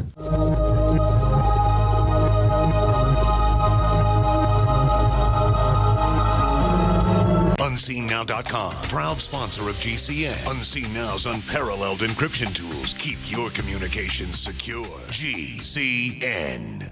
So here's what happened. I was placing an order online. The site went down. It took hours before it returned, but I'd already placed the order with another company. If your site goes down, you could lose business. And if you have a business or personal site, you'll want to know it's easy to run and it will stay online. At iWeb, your site is hosted on one of the most reliable networks in the world. Talk to a sales rep at iWeb.com. Use the promo code TechNightOwl for a special discount. First came Attack of the Rockoids, and it was a critically acclaimed success. And now there's The Coming of the Protectors. A former military intelligence man is contacted by a space woman in a dream that turns out to be a nightmare because evil forces on our distant planet are planning to conquer the Earth. This is gripping science fiction of the classic kind. Attack of the Rockoids and The Coming of the Protectors. Find out more at rockoids.com. That's Rockoids, ROCKOIDS.com. The knowledge of the ancients, tried and true, trusted herbs and extracts fused with the latest nutraceutical science. Introducing the all-new Ancient Defense Herbal Immunity Blend, crafted with over 14 key ancient herbs and extracts to supercharge and prepare your body for what experts admit is the most dangerous season of the year. we have rejected hundreds of other formulations in our quest to bring you what is simply the most powerful and comprehensive proprietary formula that we have ever created in the realm of herbal immunity. For the last 2 years, our team has been working with top doctors, nutritionists, and chemists to develop the ultimate nutraceutical formulation. Experience the benefits of combining over 14 ancient herbs and extracts with exciting new advances in nutraceutical science. Now is the time to secure Ancient Defense for you and your family. Visit ancientdefense.com or call 888-253-3139. That's ancientdefense.com. What good is a big Berkey water filter? We get that question a lot here at BigBerkeyWaterFilters.com, and in a word, the answer is protection. Protection from water main breaks, E. coli contamination, environmental chemical spills, pesticide runoff, chlorine taste and smell, and all forms of fluoride. Plus, Big Berkey water filters are the original gravity water filter system and most trusted on the market for a reason. Tested by multiple independent NSF EPA certified labs, they are the gold standard in water purification. At only 1.7 cents a gallon, a single set of filters can last for 5 to 10 years. That means big savings. Big Berkey, the one that's powerful enough to purify stagnant pond water. Get a Big Berkey today at BigBerkeyWaterFilters.com. GCN listeners receive 5% off all ceramic filter systems. Visit our website or call 1-877-99-BERKEY. That's 877-99-BERKEY. Big Berkey Water Filters, for the love of clean water. Don't complain about your cable bill going up and up and up. Do something about it. Grab a pencil and jot down this special number, 1-855-905-MY-TV. The more cable TV rates go up, the better digital satellite TV looks. Say goodbye to the cable guy and get more of your favorite channels in 100% digital quality for less money. Call 1-855-905-MY-TV. Sign up for packages starting as low as $19.99, and there's no equipment to buy. You get free HD TV upgrade, a free DVR upgrade, and free professional installation. You control what you watch when you watch it. Record your favorite shows, pause and rewind live TV, even skip the commercials. Watch local channels too. At just $19.99, what are you waiting for? Pull out your major credit or debit card. Call 1-855-905-MY-TV. 1-855-905-MY-TV. Say goodbye to the cable guy. Cut costs and get more. 1-855-905-MY-TV. 1-855-905-MY-TV.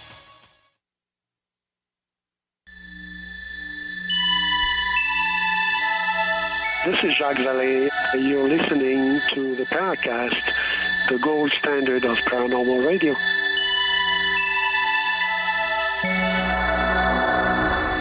We have Paul Eno joining Gene and Chris on the Paracast this week. This is our last show for 2014. And Chris was engaging in a long description, explanation there that Paul wants to respond to or add to. Yes, on the issue of the cultural aspects of how to deal with these things or how people approach them. Yeah, there is an occult aspect, Chris, as you stated, with this, particularly with people who are descended from indigenous cultures, and that could be good, that could be bad. On the other hand, with Latinos, I often find that they are Roman Catholic in background, and in the old days, people would call us in from that particular culture because we shared a religion, okay, and the approach in that sense was the same. But there is indeed, as you say, the brujo approach, and we have a lot of listeners in Mexico for some reason. They will report to us on many of the sightings that occur of these alleged witches and things flying through the air in this business, and the UFOs and the things happening in their houses and all this. So there is a certain, as I say, a certain universal aspect. One thing I didn't touch on is involvement in the occult as a factor in particularly poltergeists or negative outbreaks. One of the funny things, not to dwell on the Bridgeport case, but one of the urban legends that arose from that was that Marcy was involved in the occult and had an occult book that she carried around. Well, that was interesting because that book belonged to me. I left it in the living room, and it had a funny-looking cross on the front because it was an Eastern Orthodox book, and the Russian crosses have the three bars, not just the one, right? And it can look odd and foreign and everything else. And inside, half the every other page was English, and every other page was in the Cyrillic alphabet in Church Slavonic. Boy, to the wrong set of eyes, that could be awful scary looking. some reporter or police officer picked it up and said, aha, this is Sanskrit. And it was some kind of weird Indian. And this got carried down the decades. And I only dawned on me when I was doing the interview with Bill Hall, and he said, what about the book? And I actually still have the book, and I showed it to him, and there's a picture of the book in the book, right? So this is how this stuff can go on. Again, the use of the occult can be a serious problem.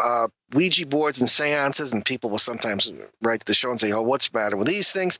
And so what's wrong with them is that you're punching holes in the brains, in the fabric of space-time, and with a sledgehammer, rather than letting things happen naturally. And there's the other level of believing everything you're told. I couldn't get over, and still can't, some of the psychics and mediums who will use these methods or will talk to something and believe everything they're told. I mean, I don't believe half the people I meet on the street, never mind something that comes through. Well, you'd have a hard time in Sedona, my friend. Oh, I've been there. Yeah, it's the only place I've ever been where every conversation leads to the paranormal somehow. Yeah, I gave a talk one time at the Well-Read Coyote, the bookstore, some years ago. But in any case, when there's a cult involvement, particularly by, you often have young people, speaking of the relationship between parents and children, young people who are bitter or have not been, or even have been abused or are seeking some sort of refuge, and they'll find it in the occult because it makes them think they have power. I may have failed at this or that, or my parents might hate me, but, but I have this cosmic being paying attention to me who says he's going to guide me into all this stuff. But talk about dangerous. That can be a major factor in ringing the dinner bell for what we refer to as parasites. So that's just a factor I wanted to mention. The parasite question just strikes interest in me. So if we get in touch with some kind of being that claims to be a higher being, that claims to have our best interests at the heart of the situation, should we run in the other direction? That implies that we should. Generally, I would say yes, because everything is out there in these parallel worlds. As I say, the idea from quantum physics is that every possibility, every probability actually exists in concrete reality in one form or another, somewhere or somewhen in the multiverse, and many of them are aware of other worlds, and they will pray. That's what their food source is. So that is a distinct possibility when something says is pushing your buttons and says it's going to help you. I think it is a good idea to run the other way. On the other hand, there are many, I suppose you could call them guardians, or I suppose like us working at volunteering at a soup kitchen, that kind of thing. There is charitable feeling among many positive beings out in the multiverse here, kind of all around us. And that is, I think, a sober, concrete reality. Whatever that kind of contact occurs, I always find it to be very quiet and unassuming and very, very, very much not, I'm here to help you kind of thing. Well, how does one know if you receive this kind of contact, whether you expected it, whether you believe it, whether it comes out of the blue? Is there any way for you to look at this and say, well, maybe I should trust this person? It may be that they look perfectly normal. Yeah. It's always best, I think, if possible, to ignore it. But barring that, I think that if wishful thinking gets in the way, that's where the danger is.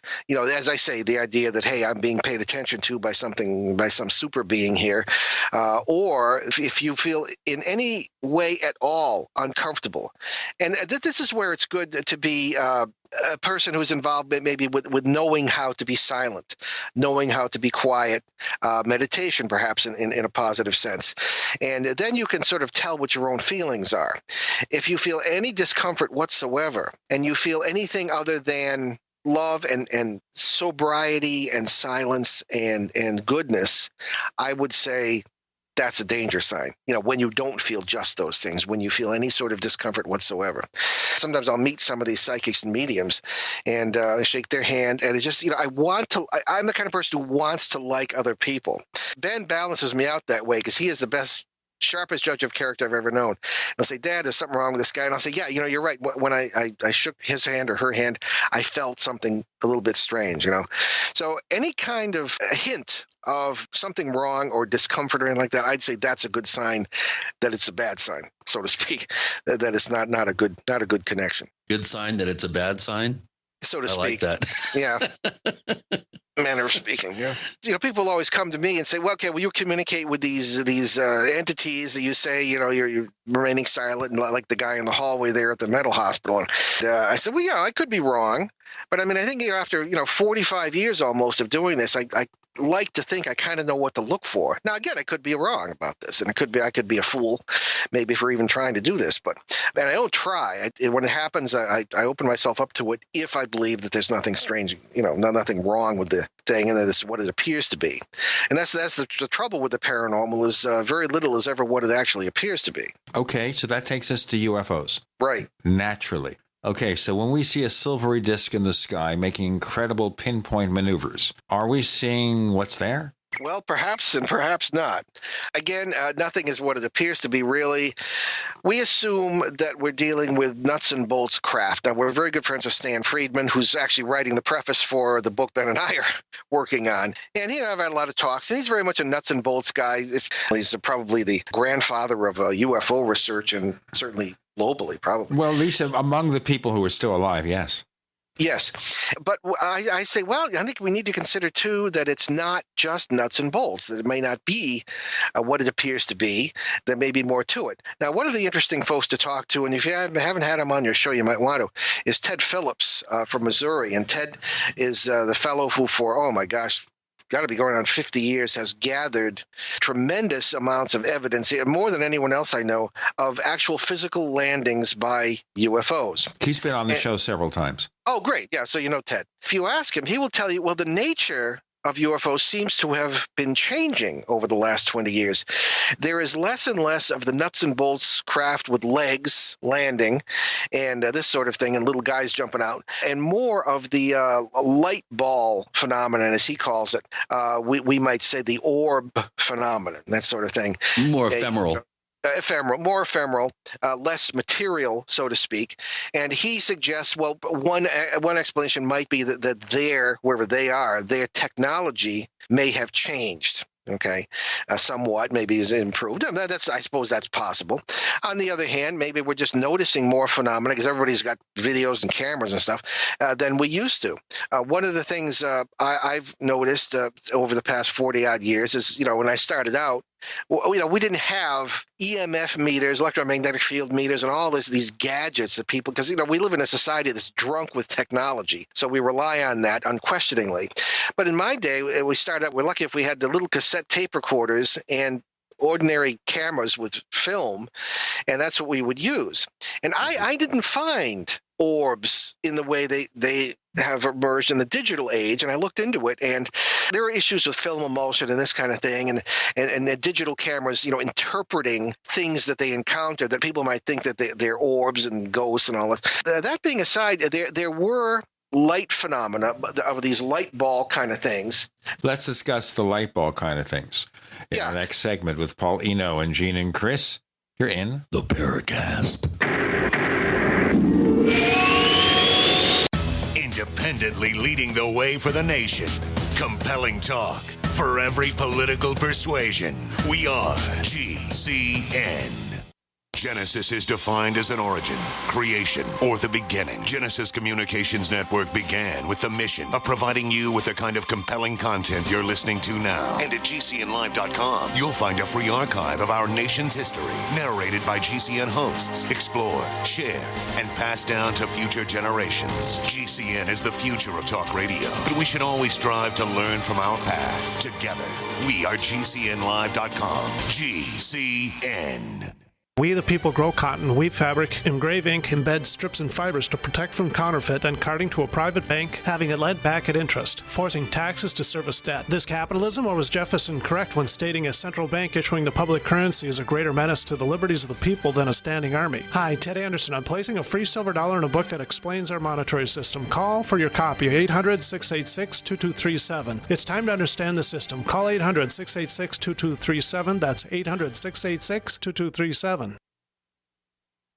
On Facebook, on the news, and in conversations with friends, we're bombarded every day with advice on how to be healthier, from gluten-free and non-GMO diets to how much exercise and sleep the body needs. But how much have you heard about alkalizing the body? AlkaVision Plasma pH drops are a holistic and natural way to get your body's pH levels back in balance. Just a few drops in water will help your body rid itself of harmful waste. And even the healthiest of diets can be complemented with your daily use of AlkaVision Plasma pH drops. Who isn't looking for more vibrance, vigor, and energy? Now buy 2 bottles of AlkaVision Plasma pH drops and get $10 off your order. Visit alkavision.com or call 800-518-7615. AlkaVision Plasma pH drops are packed with a powerful combination of the most alkaline minerals and compounds. Open the door to greater health, vitality, and zest for life. Alkalize your body. Supercharge your health. Call 800-518-7615 or head to alkavision.com.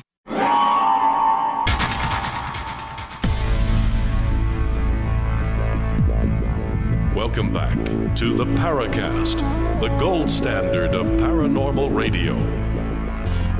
And now, here's Gene Steinberg.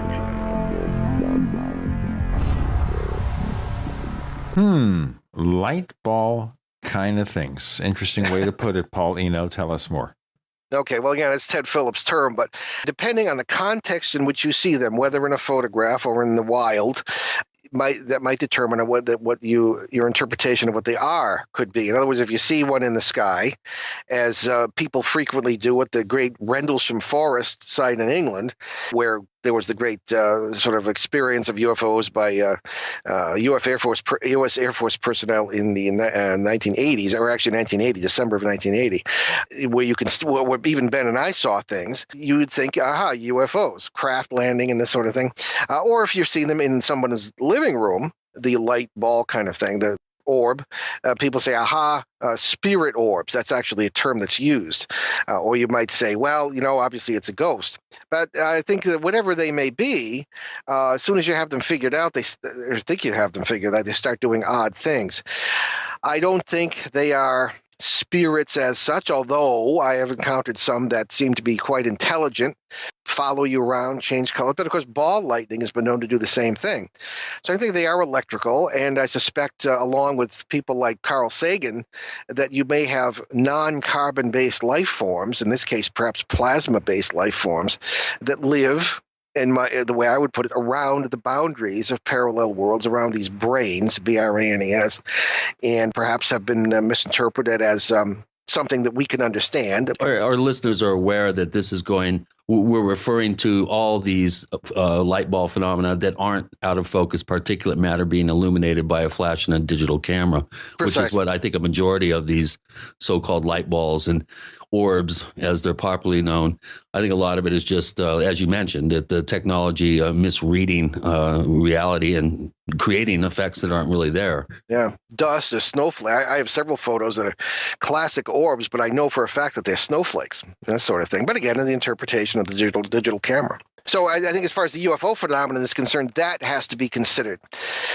The idea of certainly alien life forms, and going back once more to this Bridgeport case, I think the best way I can describe the entities in that house were alien. I don't mean necessarily from other planets. I mean, that term might not even have any meaning in the ultimate scheme of things. There may be a variety of UFO visitors, if you will, taking place here. You might have people from other planets or humanoids. I mean, that's entirely possible. There's no reason why that couldn't or occur. Other tenants in the building. Other tenants in the building. Oh, yeah. It's oh, you read my article. Maybe, because I use that as an analogy, the apartment building with... Yeah, I kind of borrowed it from Terence McKenna. He used to use that term a lot. Oh, dear. I thought it was original. Well, I guess there's no original thought left anymore. But anyway, no, I thought that perhaps... That certainly is a possibility, the real, actual alien visitors.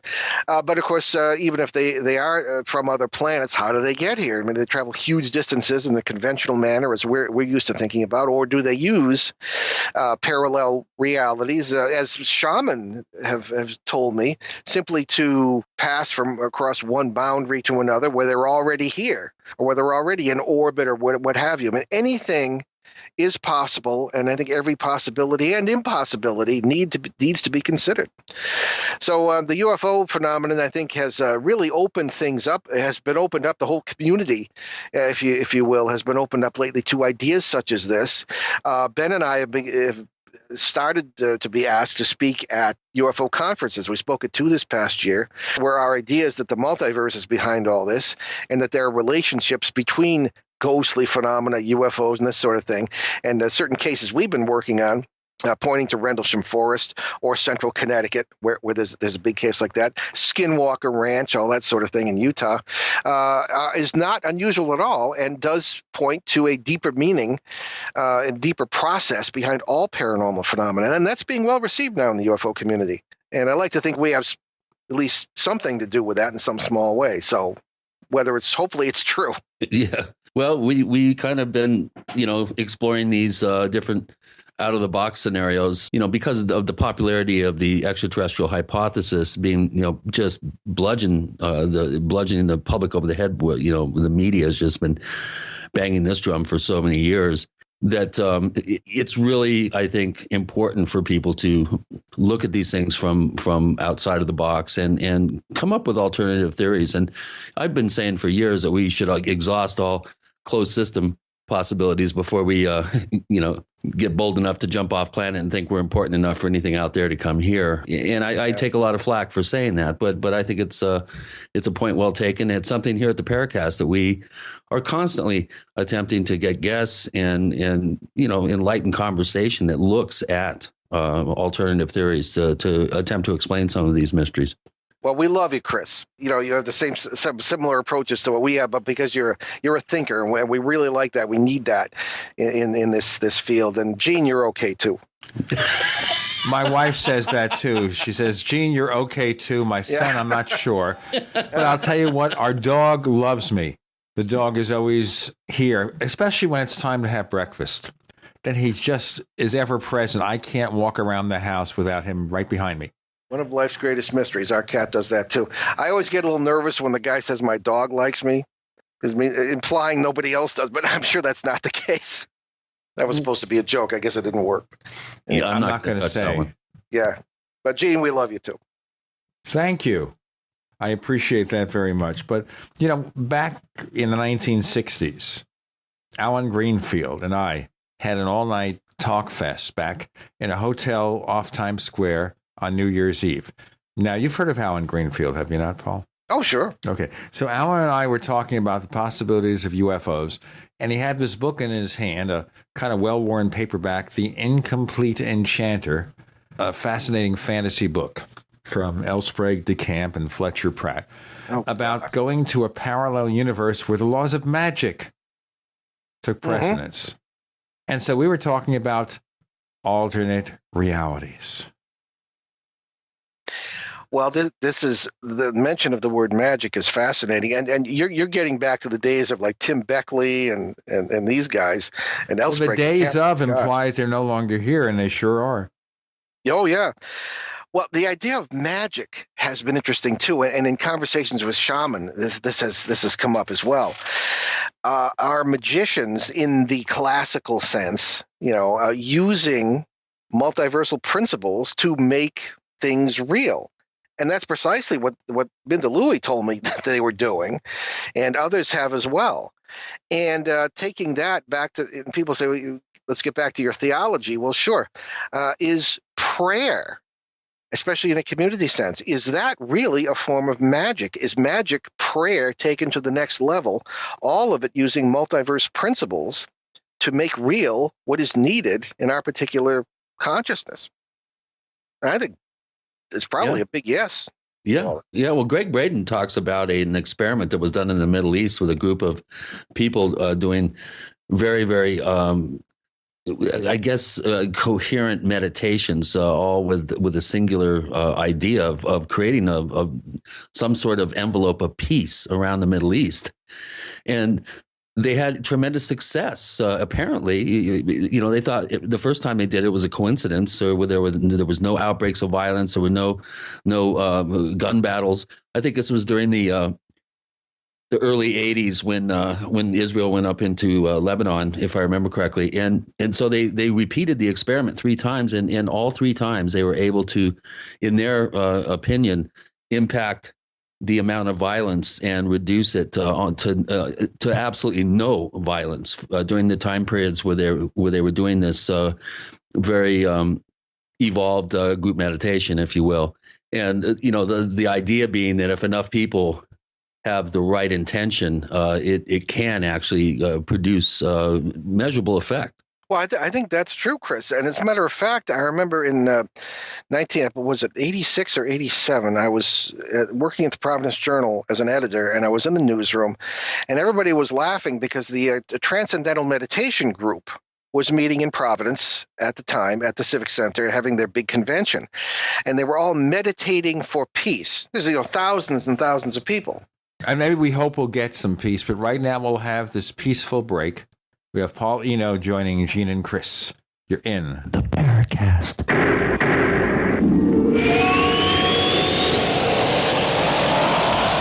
Neighbors, are you tired of dealing with a slow web hosting provider? Well, check out A2 Hosting and their screaming fast Swift server platform. They even have SSDs that load pages 300% faster than the competition.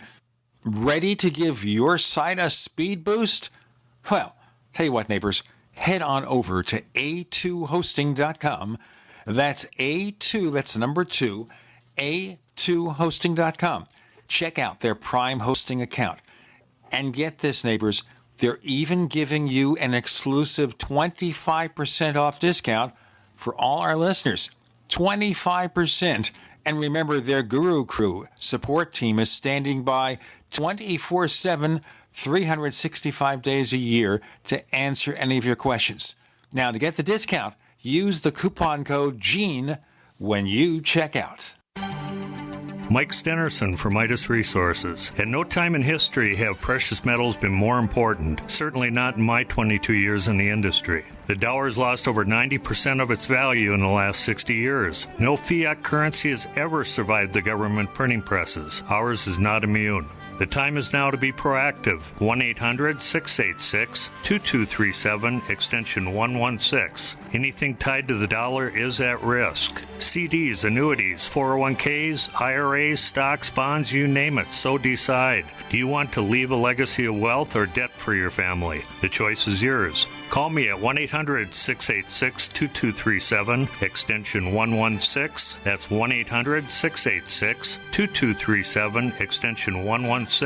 Be proactive, not reactive. Call 1-800-686-2237, extension 116.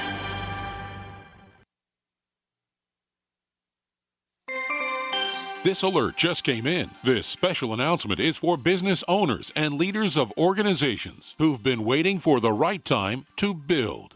General Steel has made it impossible to wait any longer with rock-bottom prices that could save you thousands. That's right, General Steel, America's leader in pre-engineered structures, is offering buildings at prices you will never see again. Don't miss these prices. A 50 by 100 for $35,000. You heard right. That's 5,000 square feet for $35,000. Manufacturers, if you need a larger building, try a 100 by 100 commercial building for $129,000. You can't afford to rent with these prices. Imagine a 70 by 100-foot church building for under $69,000. With the economy improving and interest rates still at historic lows, you can't afford to wait. So call 866-91-STEEL. Lock in your price now. Call 866-91-STEEL. That's 866-917-8335. Alex Jones here. For the last 2 years, I've been working with top doctors, nutritionists, and chemists to design a nutraceutical formulation that has truly life-changing health benefits. So many other formulations out there contain toxic ingredients, synthetic additives, and even GMOs. Introducing the all-new Ancient Defense Herbal Immunity Blend, crafted with over 14 key ancient herbs and extracts to supercharge and prepare your body for what experts admit is the most dangerous season of the year. We have rejected perfected hundreds of other formulations in our quest to bring you what is simply the most powerful and comprehensive proprietary formula that we have ever created in the realm of herbal immunity. Experience the benefits of combining over 14 ancient herbs and extracts with exciting new advances in nutraceutical science. Now is the time to secure ancient defense for you and your family. Visit InfoWarsLife.com or call 1-888-253-3139. That's InfoWarsLife.com. We'd like to hear from you. If you have a comment or question about the Paracast, send it to news@theparacast.com. That's news@theparacast.com. And don't forget to visit our famous Paracast community forums at forum.theparacast.com. As we see, Chris is trying to engage in transcendental meditation. That was like the 60s, 70s, and 80s. Do you still hear much about it, Paul Eno? You do. There are some things about it I'm not thrilled with, but I think it's sort of on the right track. I'm always wary of Indian gurus coming with, bearing gifts. But nevertheless, I think it mantras, really... personalized mantras. Yeah, exactly. Well, it's funny. I've been told that there's a group in California, or was, that uses the word Eno as a mantra because it's got one in it and eon and all these different, oh, brother, that's just what we need. But in any case, this 1986 or so, I was at the Providence Journal in the newsroom one day, and people were laughing about the Transcendental Meditation Group meditating en masse at the Providence Civic Center in their thousands for peace. And I said, don't be too skeptical about that. You never know. And people kind of looked at me. They knew I was into this. And sure enough, in the ensuing 6 months, I believe there were 4 brush fire wars that ended and several major peace treaties that were signed. So maybe it's coincidence. Maybe not. Let me ask you a fast question that just hit me. I'm listening to your name. Are you at all related in any way to one Brian Peter George Eno, better known as Brian Eno? Don't forget the LaSalle. Right. It's got Brian Peter George St. John Le Baptiste de LaSalle Eno. Yes. Well, actually, this is the third broadcast in a row where I've been asked that question. Well, you must be sick of it now. No, not really. Ben and I are both amused by it. Actually, we are supposed to be cousins. I don't know him. I've never met him, but I have cousins who do know him. The name is so weird.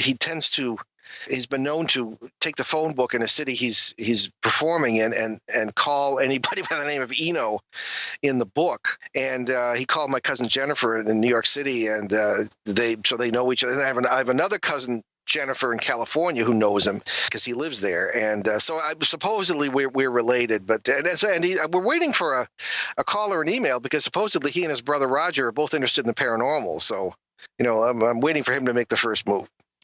Well, I must say I'm one of his biggest fans and have been since he made his real public debut in Roxy Music back in the early 70s. I've been following his career ever since I was a kid. Got all his albums, well, not all of his ambient albums, but a majority of his work I have. And he's been a real inspiration for me as a keyboard player over the years. And it's a cool name. I just love 3-letter names. There's not many of them out there.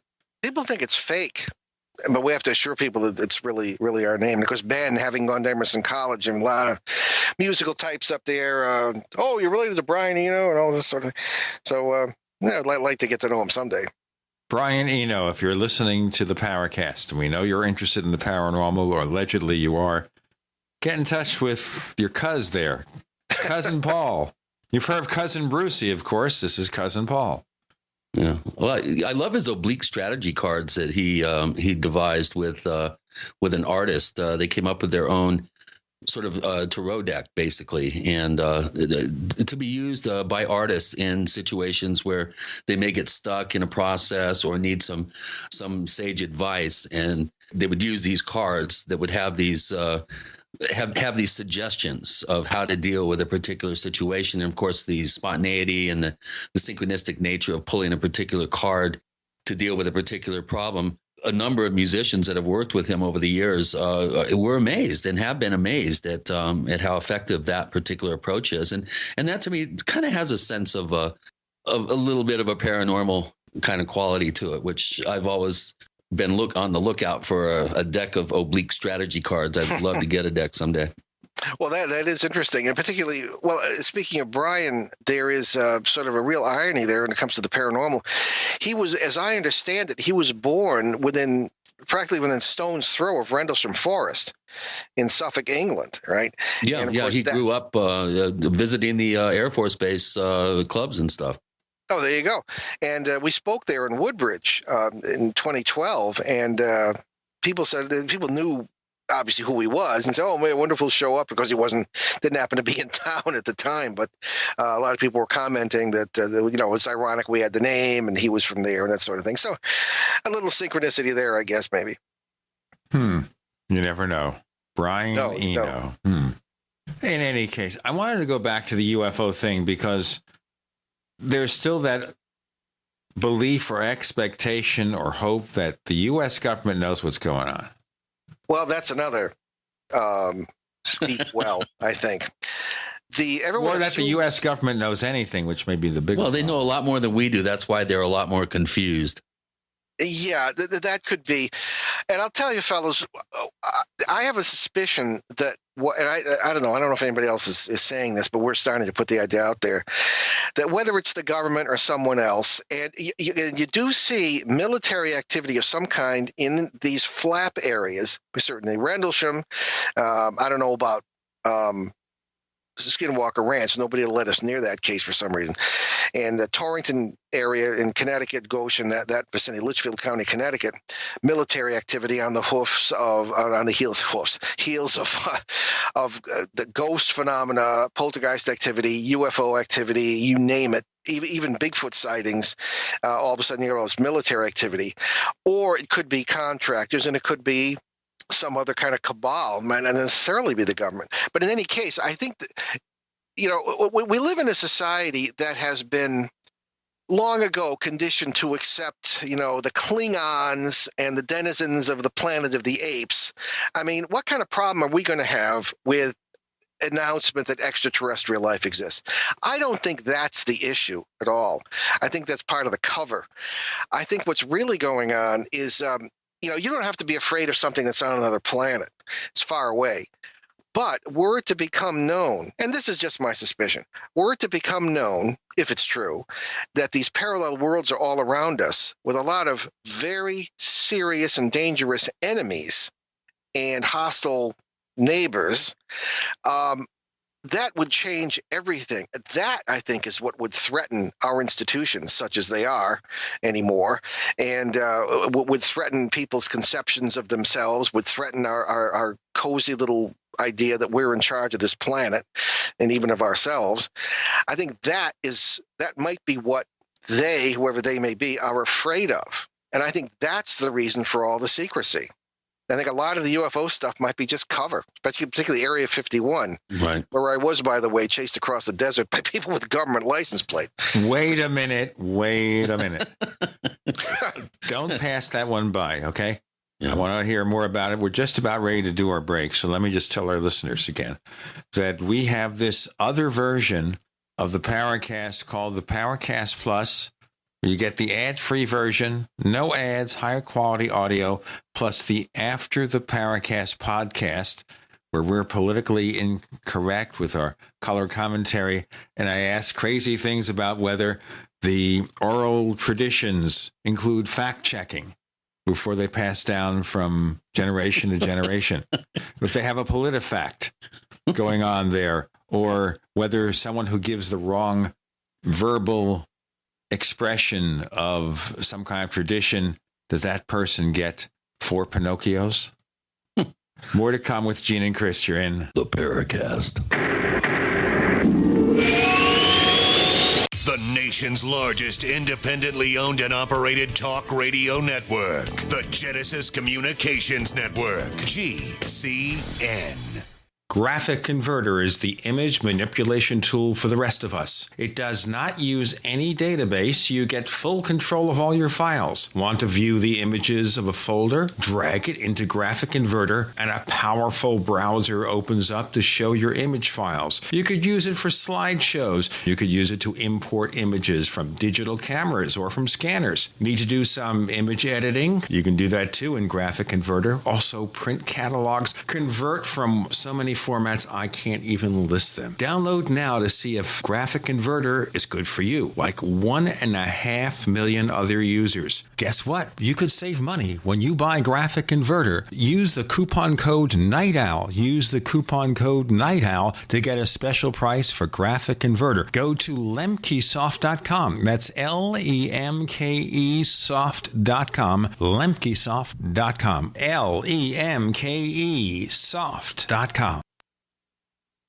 Don't complain about your cable bill going up and up and up. Do something about it. Grab a pencil and jot down this special number, 1-855-905-MY-TV. The more cable TV rates go up, the better digital satellite TV looks. Say goodbye to the cable guy and get more of your favorite channels in 100% digital quality for less money. Call 1-855-905-MY-TV. Sign up for packages starting as low as $19.99, and there's no equipment to buy. You get free HD TV upgrade, a free DVR upgrade, and free professional installation. You control what you watch when you watch it. Record your favorite shows, pause and rewind live TV, even skip the commercials. Watch local channels too. At just $19.99, what are you waiting for? Pull out your major credit or debit card. Call 1-855-905-MY-TV. 1-855-905-MY-TV. Say goodbye to the cable guy. Cut costs and get more. 1-855-905-MY-TV. 1-855-905-MY-TV.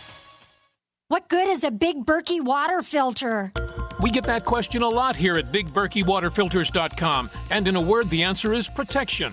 Protection from water main breaks, E. coli contamination, environmental chemical spills, pesticide runoff, chlorine taste and smell, and all forms of fluoride. Plus, Big Berkey water filters are the original gravity water filter system and most trusted on the market for a reason. Tested by multiple independent NSF EPA certified labs, they are the gold standard in water purification. At only 1.7 cents a gallon, a single set of filters can last for 5 to 10 years. That means big savings. Big Berkey, the one that's powerful enough to purify stagnant pond water. Get a Big Berkey today at BigBerkeyWaterFilters.com. GCN listeners receive 5% off all ceramic filter systems. Visit our website or call 1-877-99-BERKEY. That's 877-99-BERKEY. Big Berkey Water Filters, for the love of clean water. On Facebook, on the news, and in conversations with friends, we're bombarded every day with advice on how to be healthier, from gluten-free and non-GMO diets to how much exercise and sleep the body needs. But how much have you heard about alkalizing the body? AlkaVision Plasma pH drops are a holistic and natural way to get your body's pH levels back in balance. Just a few drops in water will help your body rid itself of harmful waste. And even the healthiest of diets can be complemented with your daily use of AlkaVision Plasma pH drops. Who isn't looking for more vibrance, vigor, and energy? Now buy 2 bottles of AlkaVision Plasma pH drops and get $10 off your order. Visit alkavision.com or call 800-518-7615. AlkaVision Plasma pH drops are packed with a powerful combination of the most alkaline minerals and compounds. Open the door to greater health, vitality, and zest for life. Alkalize your body. Supercharge your health. Call 800-518-7615 or head to alkavision.com.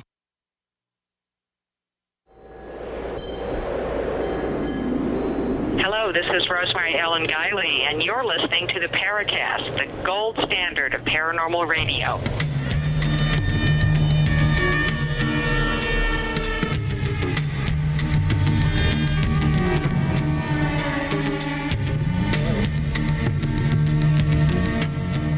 And one more thing.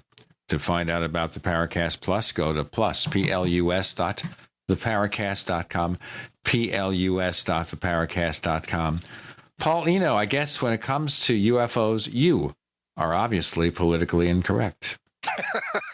Yes, apparently, at least somebody at Area 51 thought so. Well, tell me about the Area 51 thing then. Well, it was in 2006, and I was down giving a talk, or supposed to give a talk, at the MGM Grand to about 300 people, right? Unfortunately, there was a blizzard here in New England, and I could not leave on time. I got there a day late, and like there were 30 people. They rescheduled, like 30 people showed up. It was awful. A day late and $1 short. Yeah, absolutely. Well, quite a few dollars short. Everything went wrong in this scenario, and I got poisoned by the shrimp or something, and I was sick in the room. And, and even a nice hotel room gets pretty bad after a few days. So I said, I'm going to get out of here. It was my last day. I had a rental car. I said, I'm going to go up to Rachel, Nevada, where there's the little alien is, and they have all these, it's a little restaurant near Area 51. They have all these cheesy UFO souvenirs and alien stuff. So I said, my sons will get a kick out of it. So off I go. And this is 150 miles from Vegas or something like that. Rhode Islanders never go more than 5 miles without staying overnight. So this was a big trip for me. You get off the highway, no cell service. And they tell you, make sure you have water and all this. So I get out to one of the outlying towns, and I went through there. And then the road forked where there was a little grove of trees, and the road forked to the left. That's the one that went to Rachel. And in the middle of this were a couple of cars parked. I didn't pay any attention to that. And there was the sign, Extraterrestrial Highway. And, of course, the state puts it there for tourism purposes. So I said, it's kind of a wheeze. I'll get a picture of this. So I set up my tripod. I was by myself. Set up a tripod, and I took a picture of myself next to this sign. $1,600 digital camera picture didn't come out. So I said, what the hey is this? So then I noticed, and off to the right, and the other road is a white SUV with government plates. And these two guys are kind of staring at me. So I'm an old reporter, so I put up the camera to take a picture of them. The guy stuck his finger up and kind of waved it back and forth with a look that would curdle milk and said, don't do it. So I got in, kind of went on my merry way. They came around and started following me. Now, the speed limit on this road at the time was 70 miles an hour. They were like 5 inches behind my bumper.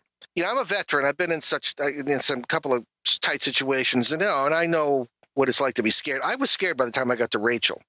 And Ben will tell you I'm not easy to scare.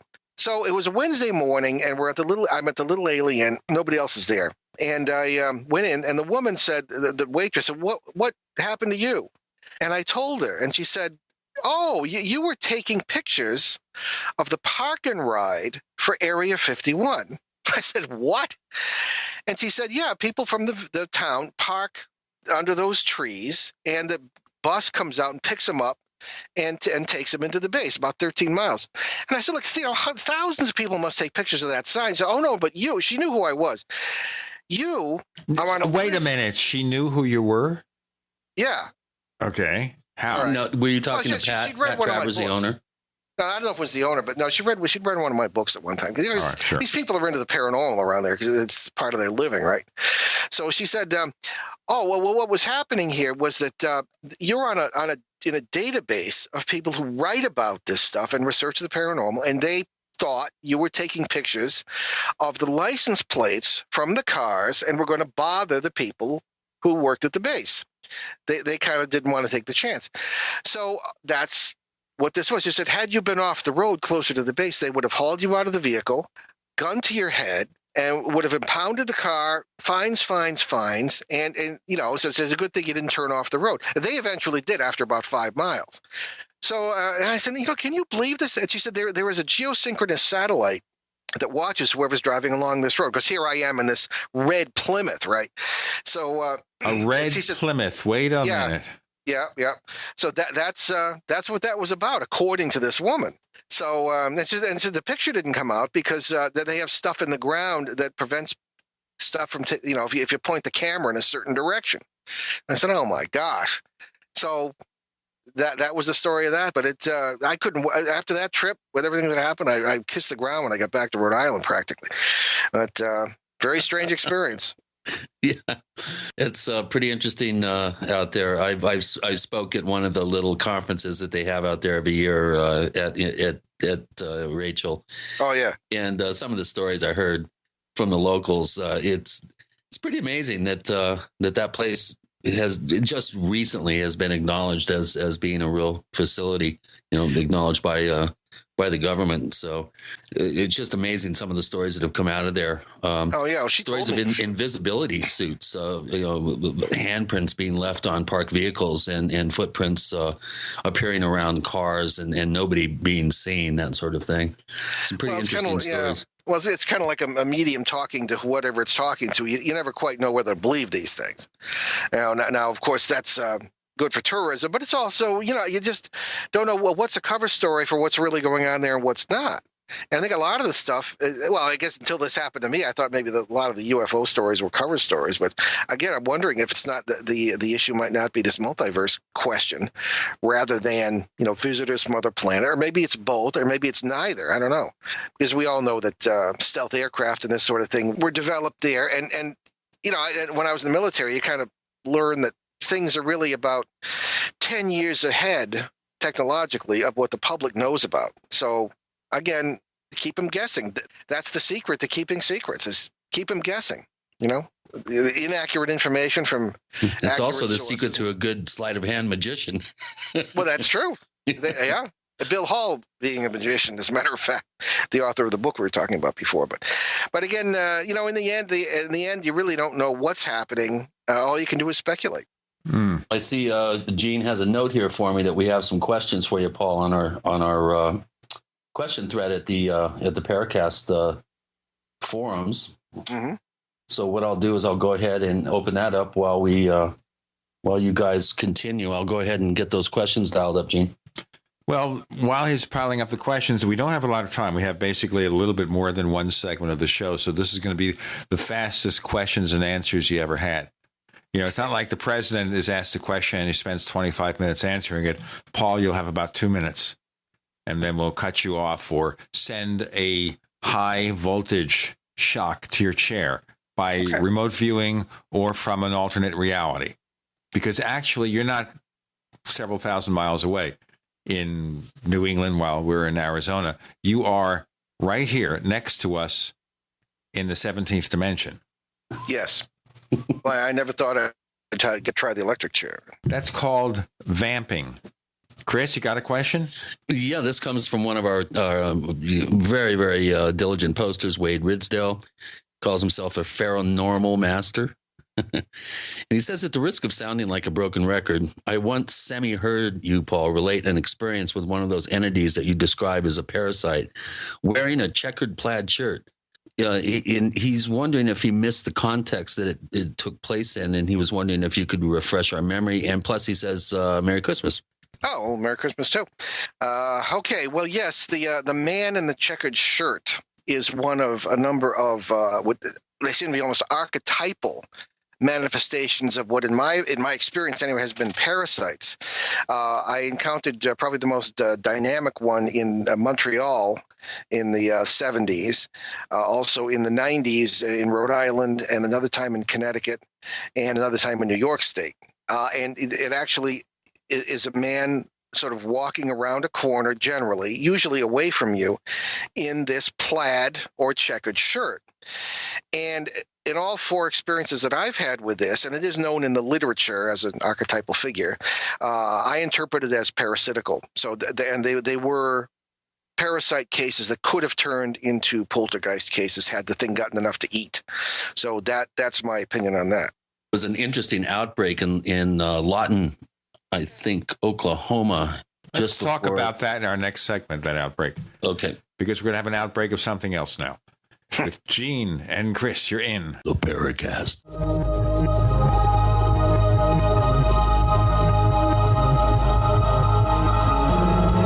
Great minds think alike. The network for the independent-minded. The Genesis Communications Network. GCN.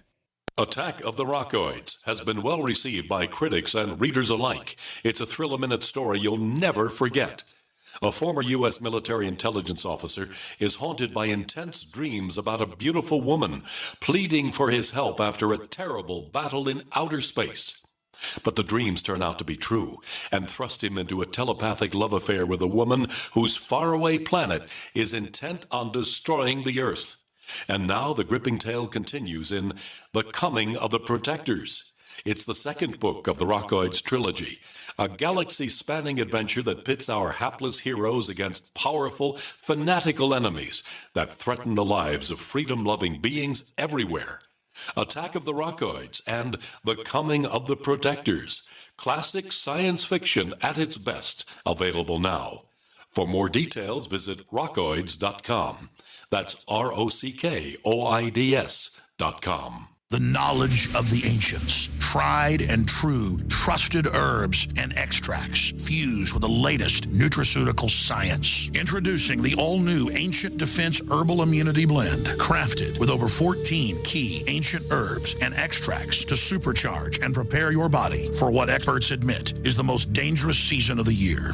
We have rejected hundreds of other formulations in our quest to bring you what is simply the most powerful and comprehensive proprietary formula that we have ever created in the realm of herbal immunity. For the last 2 years, our team has been working with top doctors, nutritionists, and chemists to develop the ultimate nutraceutical formulation. Experience the benefits of combining over 14 ancient herbs and extracts with exciting new advances in nutraceutical science. Now is the time to secure Ancient Defense for you and your family. Visit ancientdefense.com or call 888-253-3139. That's ancientdefense.com.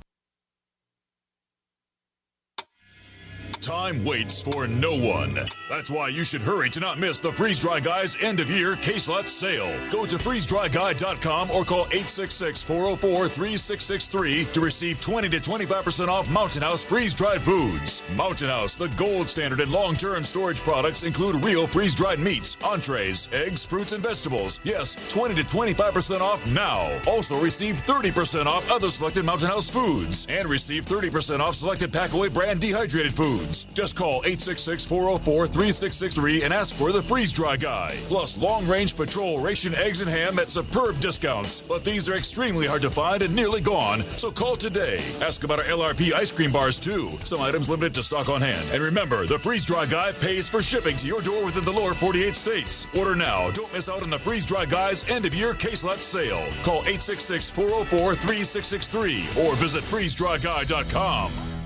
We all know that Berkey Water Purification Systems are the most trusted name in water filtration. As an authorized Berkey dealer for over 6 years and serving thousands of satisfied customers, the Berkey Guy offers amazing specials for Berkey Water Filtration Systems. The Berkey Light Systems include a set of self-sterilizing and recleanable black purification elements that purify water by removing chlorine, pathogenic bacteria, cysts, and parasites to non-detectable levels and remove harmful chemicals such as herbicides and pesticides. Order the Berkey Light System today, complete with 2 black Berkey elements for only $231, and the Berkey Guy will ship your order free of charge. With the purchase of a Berkey Light, the Berkey Guy is also offering a set of fluoride and arsenic filters for only $39.99. That's over 30% off the retail price. Call the Berkey Guy at 1-877-886-3653. That's 1-877-886-3653. Or order online at goberkey.com. That's goberkey.com today.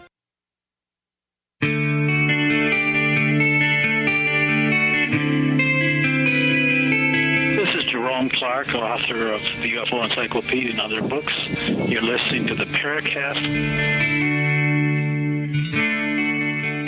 This is the outbreak of our final segment with Paul Eno. And I can't believe it's almost over. All right, Chris, you were about to ask another question from our listeners. And I was, but first I was going to mention a very interesting checkered shirt connection here. There was a 2-night period where a wild man, was like a wolf man. The description was this wild, hairy guy that could jump 2 floors, was racing around town in a pair of pants that were several sizes too small and a checkered shirt, a red checkered shirt. And then soon after, an outbreak of cattle mutilations occurred right around that same area. So bizarre correlation. Maybe a question for you, Chris, and maybe Linda Godfrey. Here's one from Voices of the Voiceless, who's a new poster at forum.theparacast.com. And he says, hey, these parasites that you speak of, I'd like to know about one time. He's describing what happened to him. He was struck by something like a punch, but there was no physical element to it. It was more like my soul got hit, and the next thing I knew, I was on the ground, dazed and confused. My vision was a tunnel. Like I guess a friend and his mother saw him collapse. His energy was drained completely. He was shaking, vibrating, and he says he regained everything after a couple of minutes. He wants to know, what are these things that feed on our energies? The shadow people? Do you know if these things shapeshift with our thoughts to what they might be?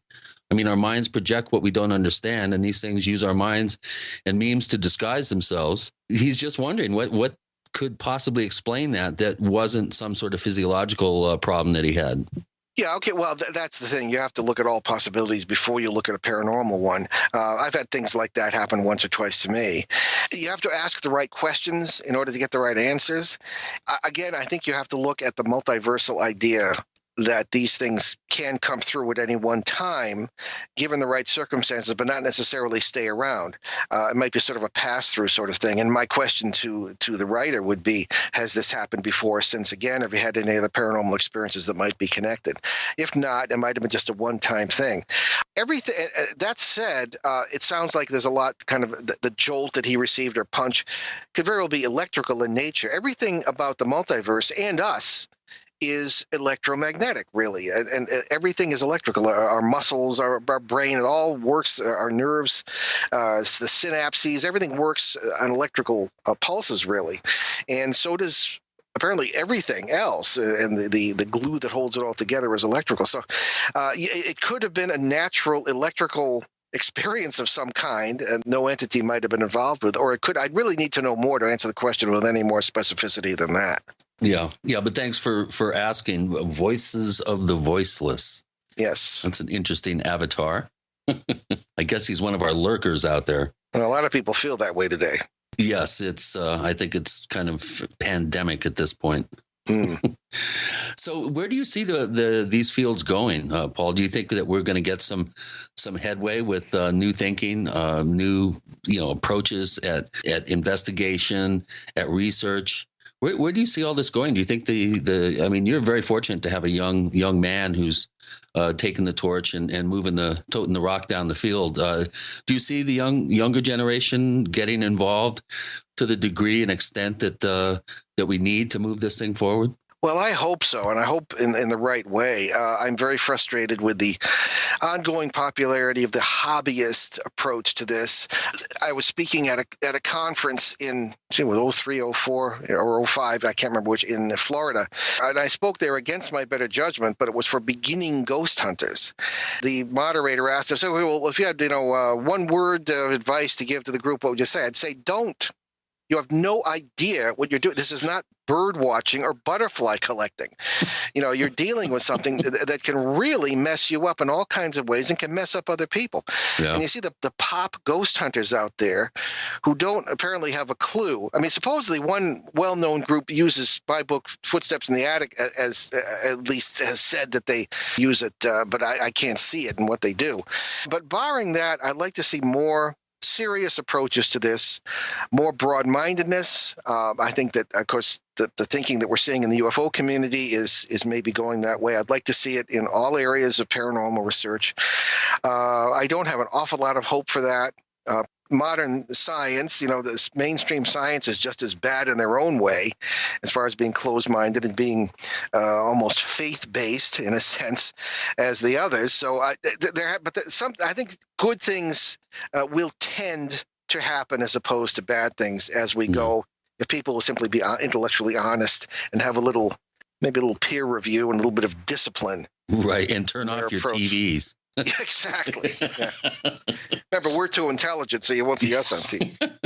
We can't have the idiot box on anymore. Please tell me. We're not the only ones you'll hear that from. Lloyd Orbach, the legitimate parapsychologist, and others will tell you the same thing. I don't know how Stan Friedman gets on, because the UFO community is more intellectually tolerant of intelligence than the ghost hunting groups are, I think. Well, with some exceptions. I don't mean to generalize. Yeah, there are exceptions to that. But by and large, I think the popularity of these ghost shows has really skewed, I think, the field towards, as you put it, the hobbyists getting involved. And I don't see that as being a positive trend. In fact, I think you're right that it's fraught with potential problems for individuals and for people's emotional states. And you start tangling with some of these energies, you better be ready. We hear from people who were not ready, and I'll say, I was involved in the ghost hunting group. We did this, and it screwed up my life. I brought something home with me. Nothing's been the same since. What do I do? Well, the best thing to do is not get involved with it in the first place. Well, that's one way of doing it. Yeah. Many are called and even more bitten. Yeah, well, exactly. So again, I don't have a lot of confidence in that direction. And another thing I object to is it's sort of a de facto encouragement to get involved in the occult. hey, not just investigate the 100,000. Let's do a seance and let's do this stuff, and all hell can break loose in almost a literal sense. So it's not a good idea, and I'd stay away from that. There are some good books out there. There are occasionally some good treatments on the air, but that seems to be mostly with the UFO community. I mean, the Bill Burns productions, certainly UFO Hunters and Ancient Aliens. I mean, I think it's not. I wouldn't give college credit for watching it, but I mean, Bill is an intelligent guy, very articulate, and produces some good stuff. Stan Friedman, certainly, people like that. But on the ghost side, maybe Lloyd Auerbach. I like to think Ben and I contribute something to some kind of positive direction in that. Yeah, Barry Taft is another one. Barry Taft, yep. I don't agree with him about everything, but I think there is, again, some intellectual discipline in that approach, and there is a certain amount of positive direction, I think, to where they're going. A little common sense always helps too. Indeed. Paul Eno, can you tell our listeners where they can find more of the things that you do? Okay. BehindTheParanormal.com or NewEnglandGhosts.com. Good places to start. Sounds like good places. We have many places where you can find us, which is good or bad. We're on Twitter. We're known as the Paracast. There are 2 official Paracast fan clubs on Facebook, and someday we'll figure out how to make it one. But right now they say to do that, you got to basically destroy one to merge it with another and all the content. So that doesn't make much sense. So maybe we'll have 3 Paracast fan clubs. I don't know. We also have the Paracast Plus, our subscription premium service. You go to plus.theparacast.com, plus.theparacast.com to learn more. Basically, it's $5 a month, $50 a year.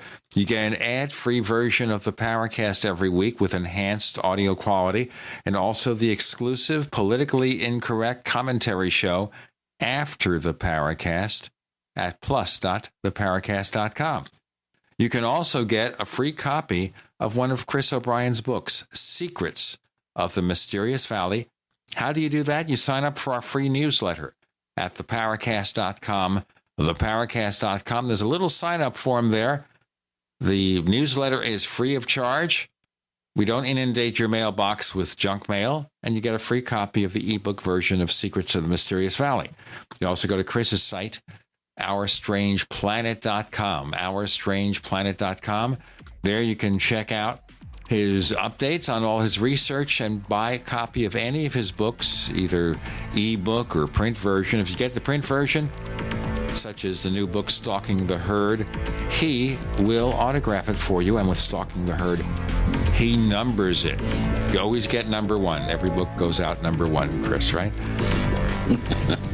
Right, Gene. Paul Eno, thanks for joining us this week on the Paracast, and Happy New Year to everyone. Gentlemen, it's always a pleasure.